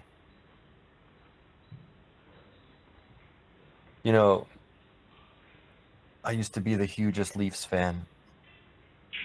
Hugest. Like, don't call me, don't talk to me when there's a game on, kind of huge. I lost interest the last couple of years, which is kind of sad. You can see why I lost interest. Also, pool has kind of taken over my time the last few years.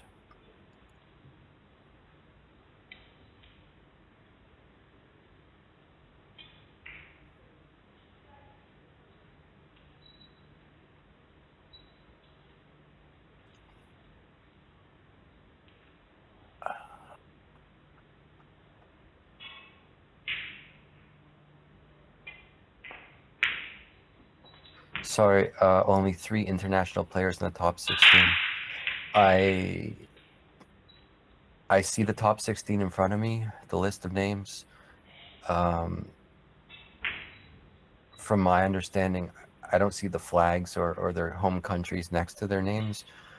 To me, from my experience, they look like all Chinese names, barring Alex's name. So when I say 15 out of the last 16 are Chinese, I mean, they could be from, it looks like they're all from China based on their names. So I could be wrong.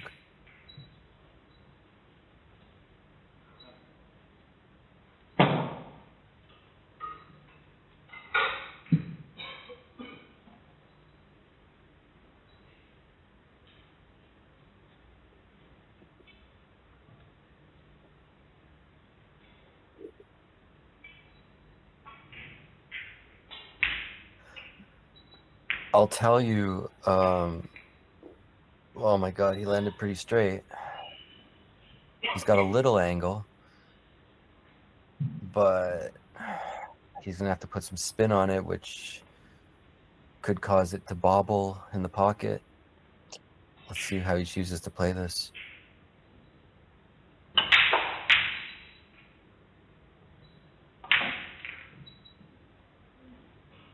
We're going for 10 points on this shot here. Wow, if he makes this, guys, let's all like the chat. Let's all hit the like button if he makes this. Let's see who's left here. Let's go. Let's go. 10 points.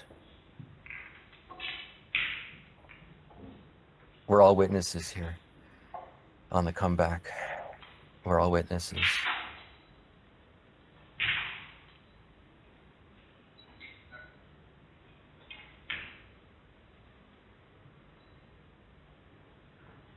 Yeah.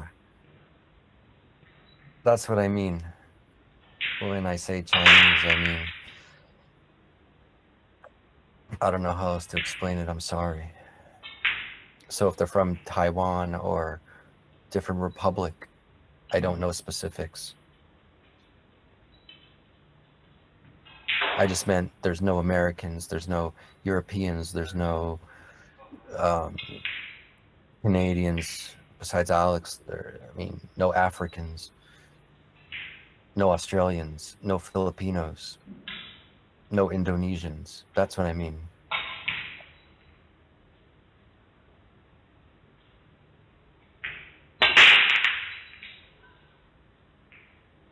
Legal break. We got our legal break, but we broke dry. It's okay, though.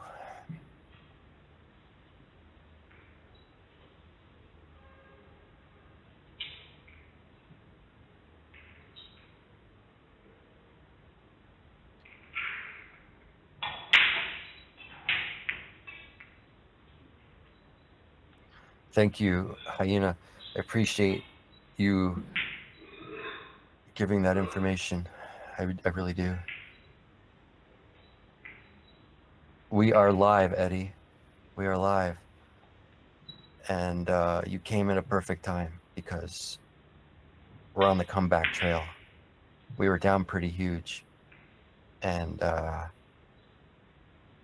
let's leave it at that. Let's just watch.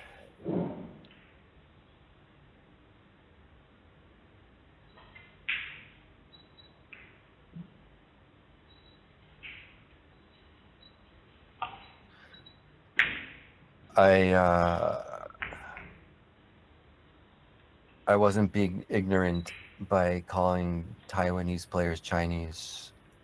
I apologize if anyone was offended.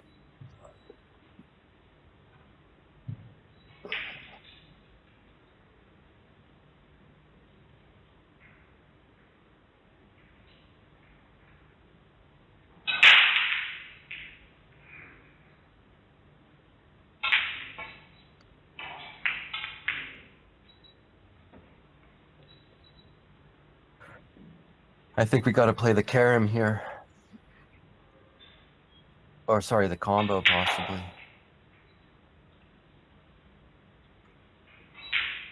after our little washroom break. Oh no, I thought he disappeared for a second. The combo offers position after the carom is not a guaranteed position.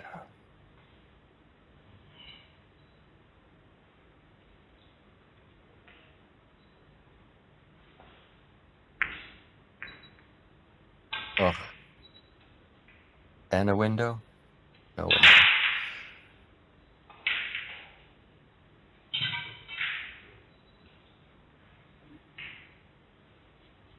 Number 9 is on the brink of tilt. You're right. I strongly agree.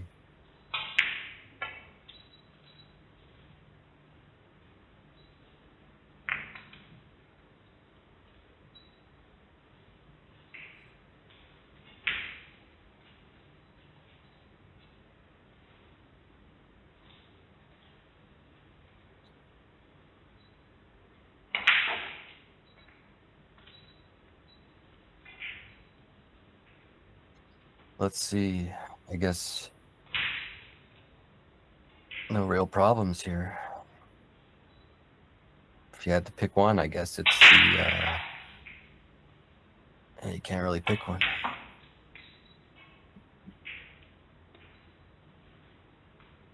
The only thing would be a mental error that would get us back on the table this frame.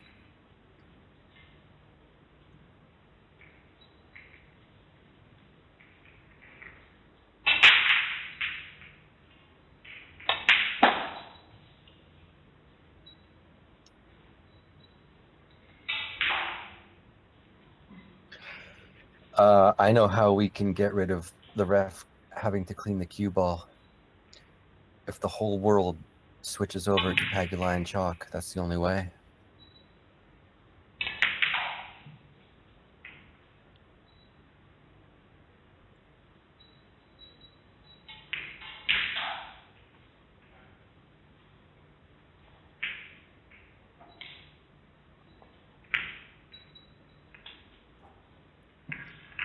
Unfortunately, this frame doesn't look great for us, but it's only worth 4 points. And we still have about an hour left of play here.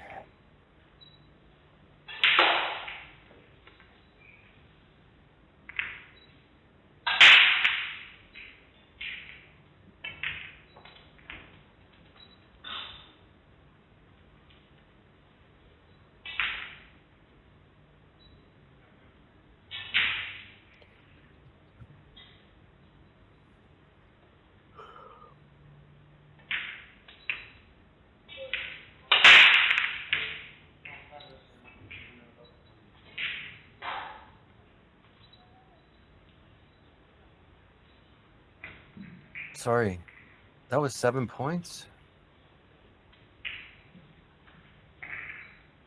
I guess he did start it from the 1 ball, right? Wow, okay.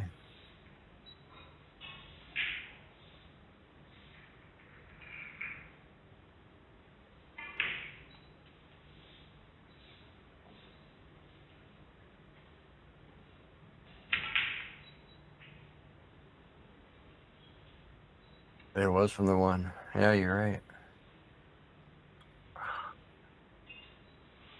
Anyway, it's not such a big deal. It's not such a big deal.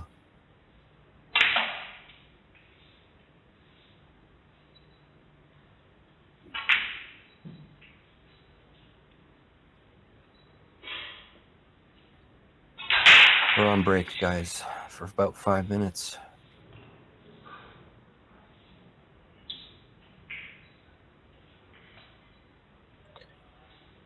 He did kick the 1 ball in combo. I do remember that. I just got a little sidetracked during the run, and I forgot.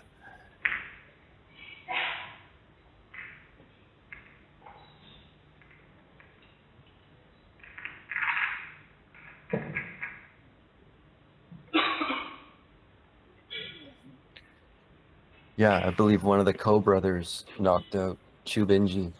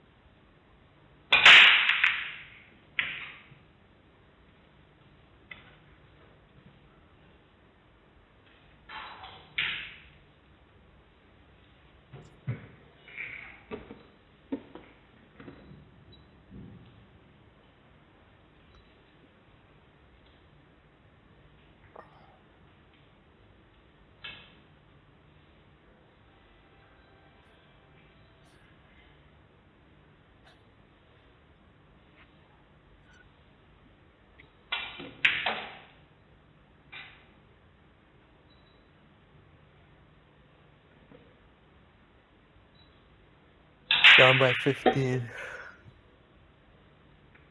15 points.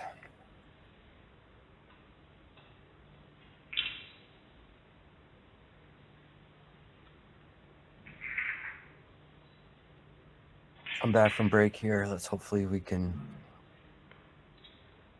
get on track here and make a nice run as we come to the home stretch here of the match.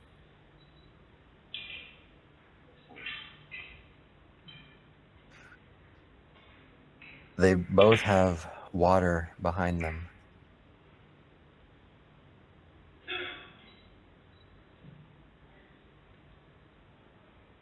For sure, SVG will have to spot Chubinji. For sure.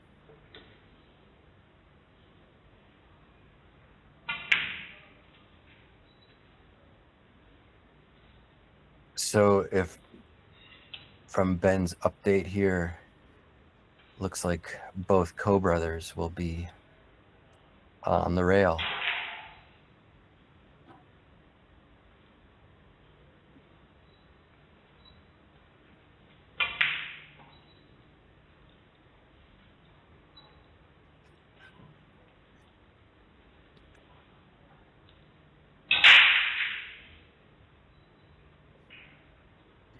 SVG, he's just a local player here whose name is Shane.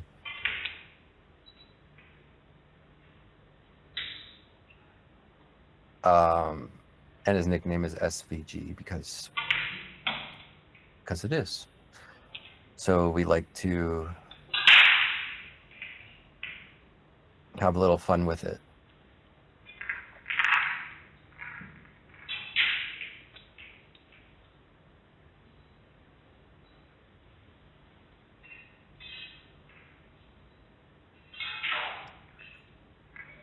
So technically, Eric's correct, there's about 40 minutes left in match play. It started for 3 hours, it goes on for 3 hours.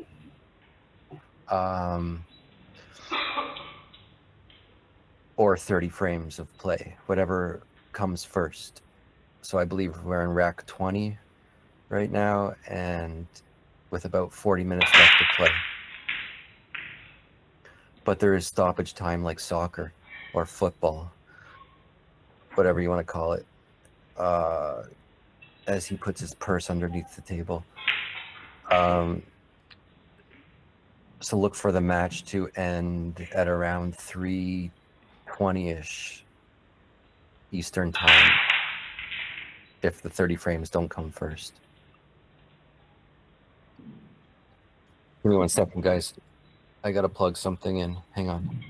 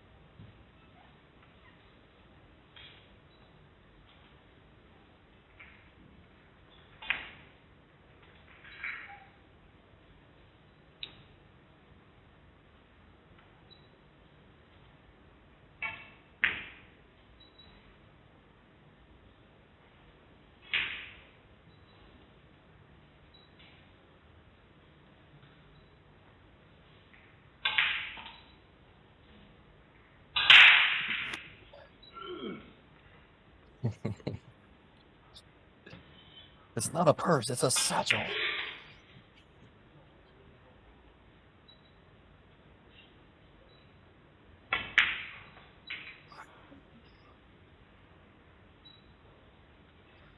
I believe it's a European carry-on. That's a reference, that's a Friends reference, isn't it? When Ross comes with that over the shoulder strap bag thing, or Joey comes with that, and he bought a woman's purse, and yeah, I think that's a Friends reference. Friends used to be my favorite show.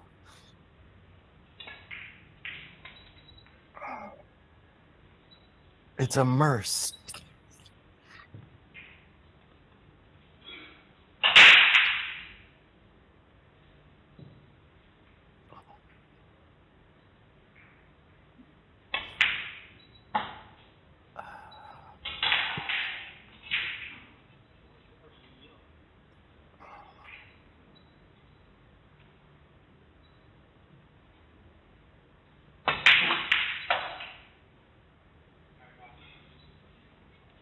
I don't know. This guy, I think this guy injects himself with something every break.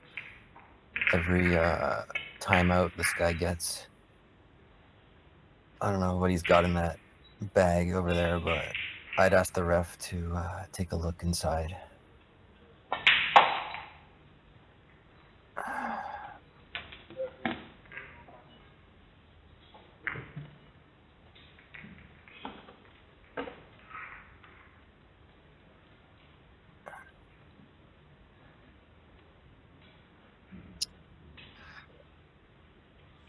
We came pretty close, you know.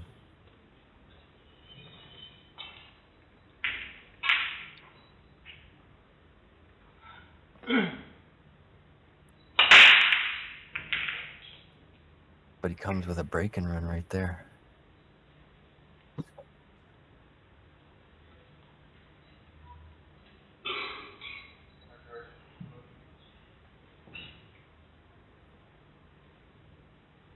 $25 points is the margin.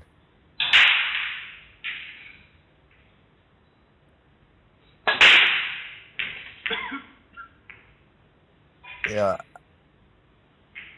No drug testing.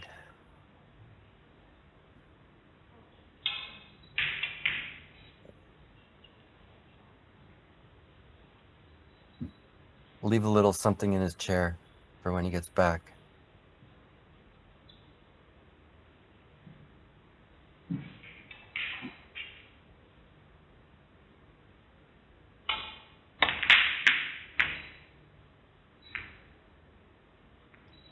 Oh my God, no way.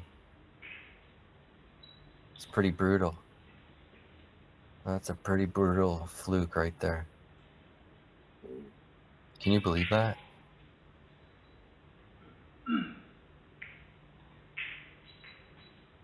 Huh.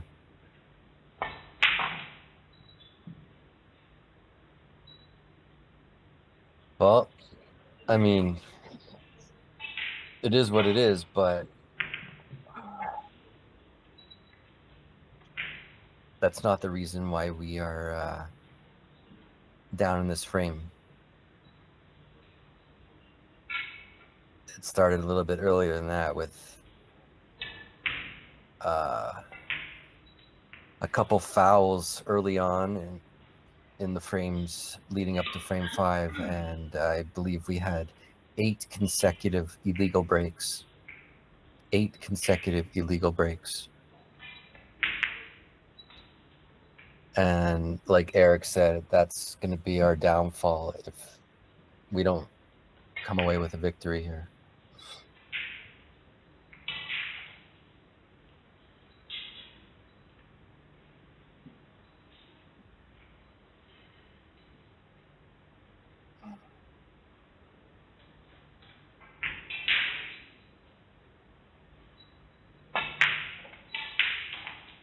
A little close to his work, but look for him to still pocket this. I think he's still a pretty big favorite to make this.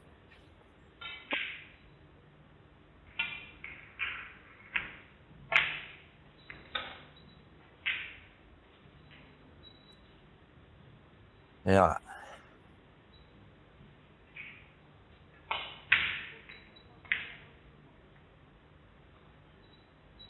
All we can do is watch.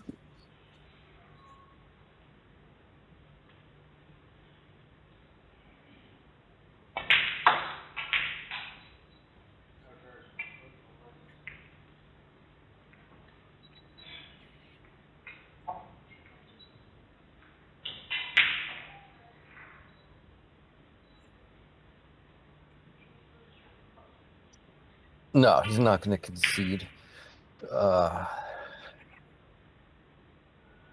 He's not out of it. You know, bit of an underdog, but there's 7 frames left.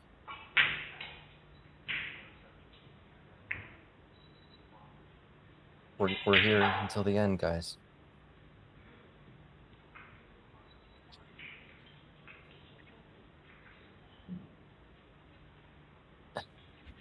Big chairs. He is actually 6'7". He rejected his NBA offer to pursue pool, and glad it worked out.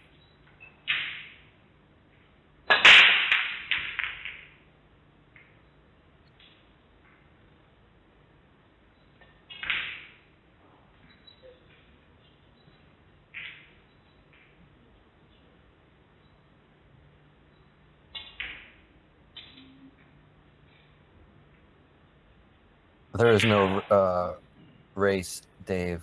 It's a timed match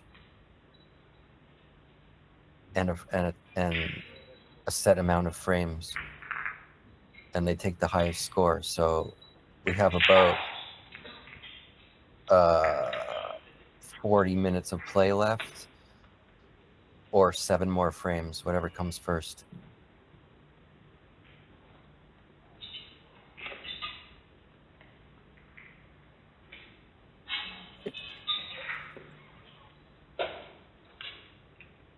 You know, you make that comment, Alex will destroy this guy in tactical game. He just needs to get his break in order. I can answer that for you, or reply in some sort of way. Well, I do agree with you on the tactical game part. It's tough to play a tactical game when his opponent is breaking amazingly with no clusters and open balls, and tactical gameplay comes from safeties and from good leaves. But it's tough to do that when your opponent just breaks and runs or breaks openly all the time. So I agree with you. As we see another illegal break, number 10 or number 9, I'm not sure.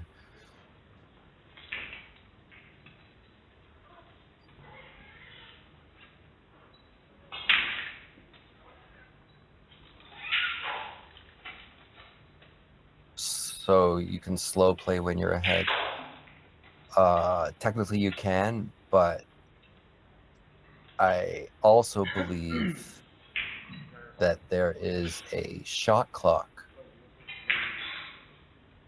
for your shot.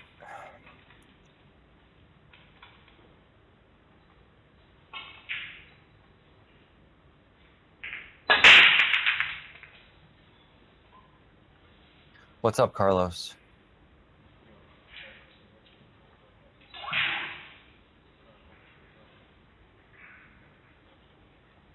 Eric is just challenging everybody in the chat.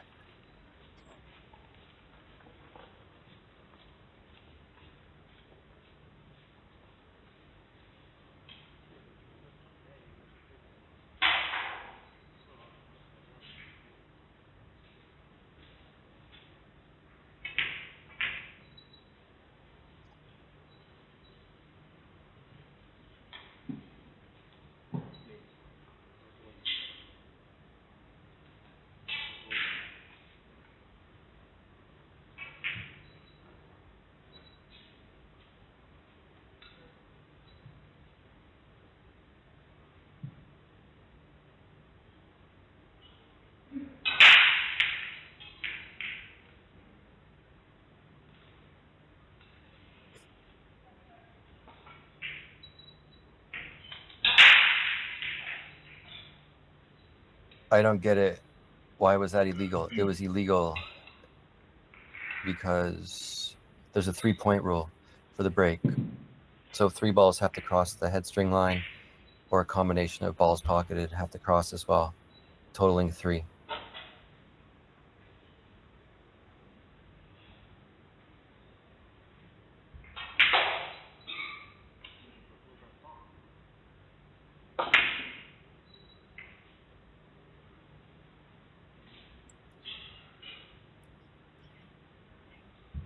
You're probably not far off from the truth there, Joel. These guys have insane training. So you're probably not far off from the truth, to be honest with you.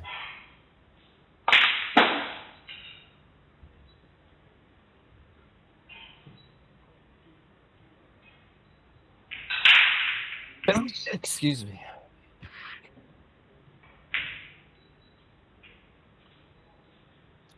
Yeah, even if they make a ball, that counts as 1 point. So they still need 2 balls to cross the head string. Or if they make 2 balls on the break, they need 1 ball to cross the head string.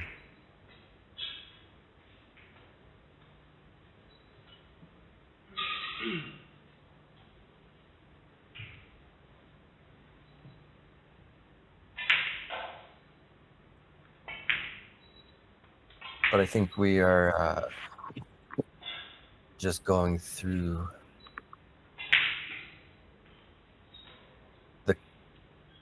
the motions here.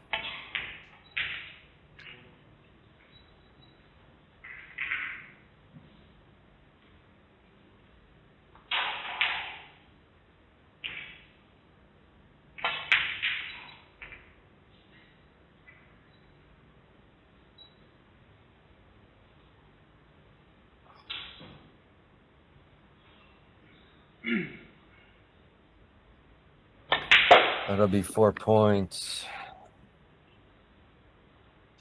Looks like our opponent here is looking to hit the century mark. Wrong sport, bro. The snooker tables are in the next venue, all right?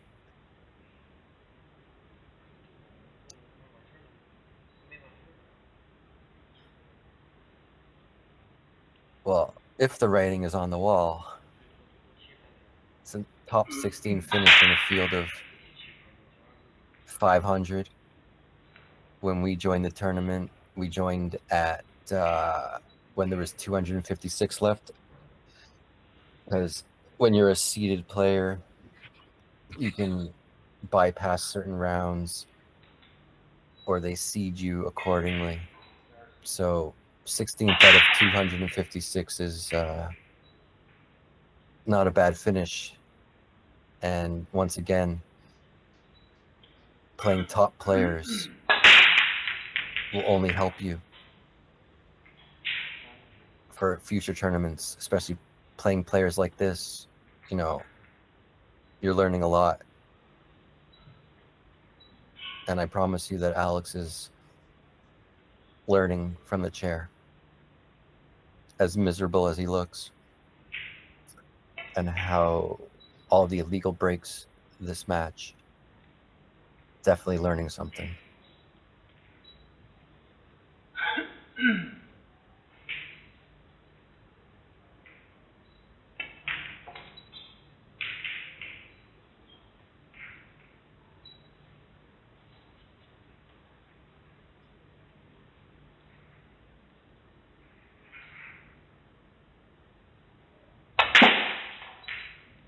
How does he fire those in on these pockets? That's crazy.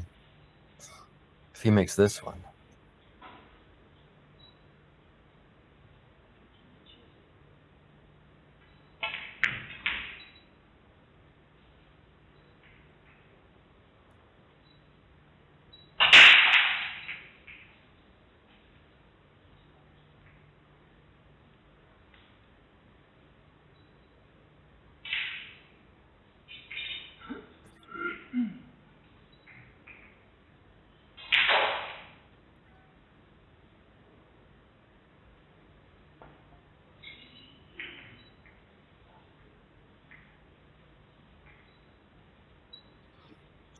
I think he left the cut on.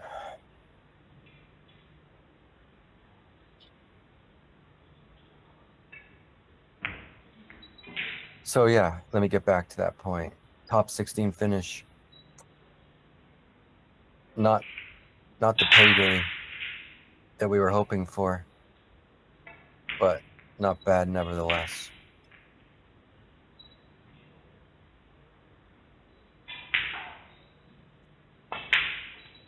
As for the future, over the next couple weeks, there's other events going on this month. In August in China, we'll keep you guys posted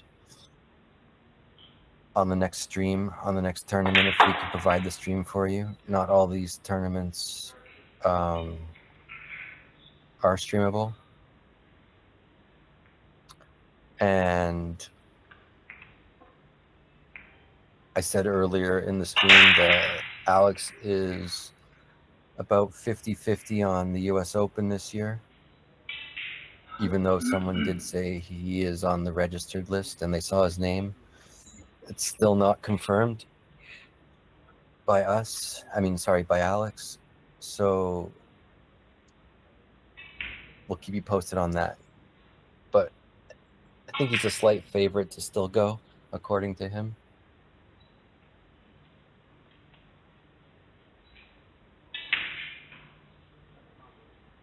And then if he doesn't make it back to the States by the US Open, then for sure we will all see you at Derby City in January and Vegas in February.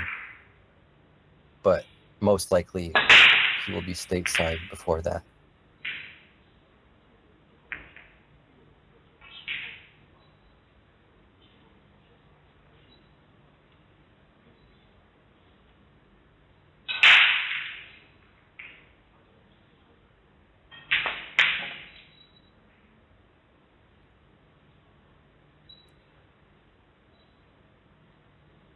I think this is a break and run he's working on. This will hit him over the century mark.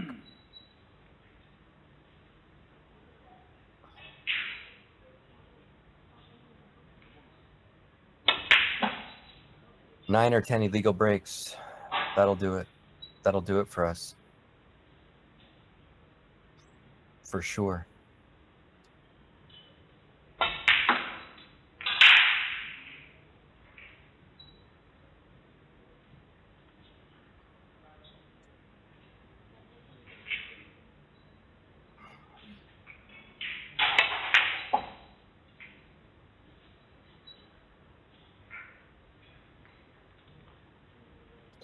Alex will always be an amazing ambassador of this game. Agreed. Canada, Philippines.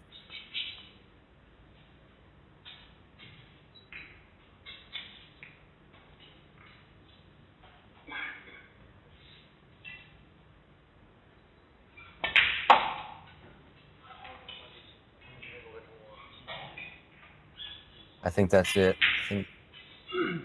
I think possibly, once a century is hit with a point differential, that might be it. If I was Alex, I'd kick this guy's purse to the middle of the table so he can't reach it. That's just me.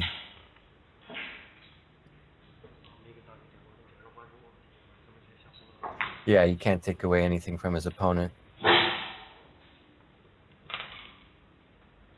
As you see here, if you want to stick around, you can see Alex will re-rack it. Maybe we'll see what his break looks like if he racks it compared to the referee racking. That might be an issue he might want to bring up. Let's just see when this guy gets his crane off the table.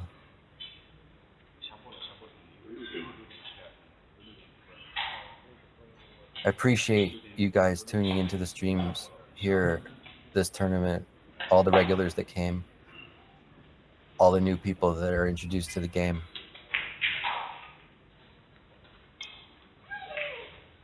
Bro, move your stuff.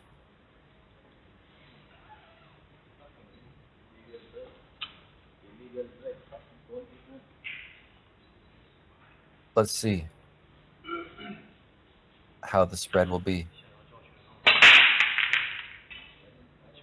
Look at that, 5 points on that break, 4 points on that break.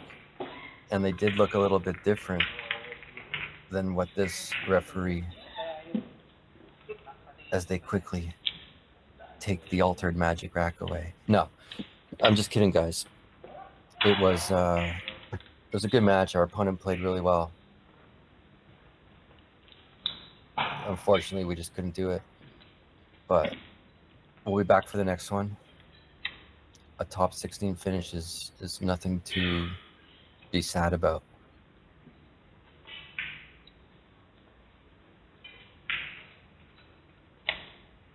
We'll have a detailed update on Facebook later today or tomorrow with what the next few weeks will hold. Anyways, I'm gonna get out of here. Thanks everyone for coming and watching, and I'll see you guys on the next stream.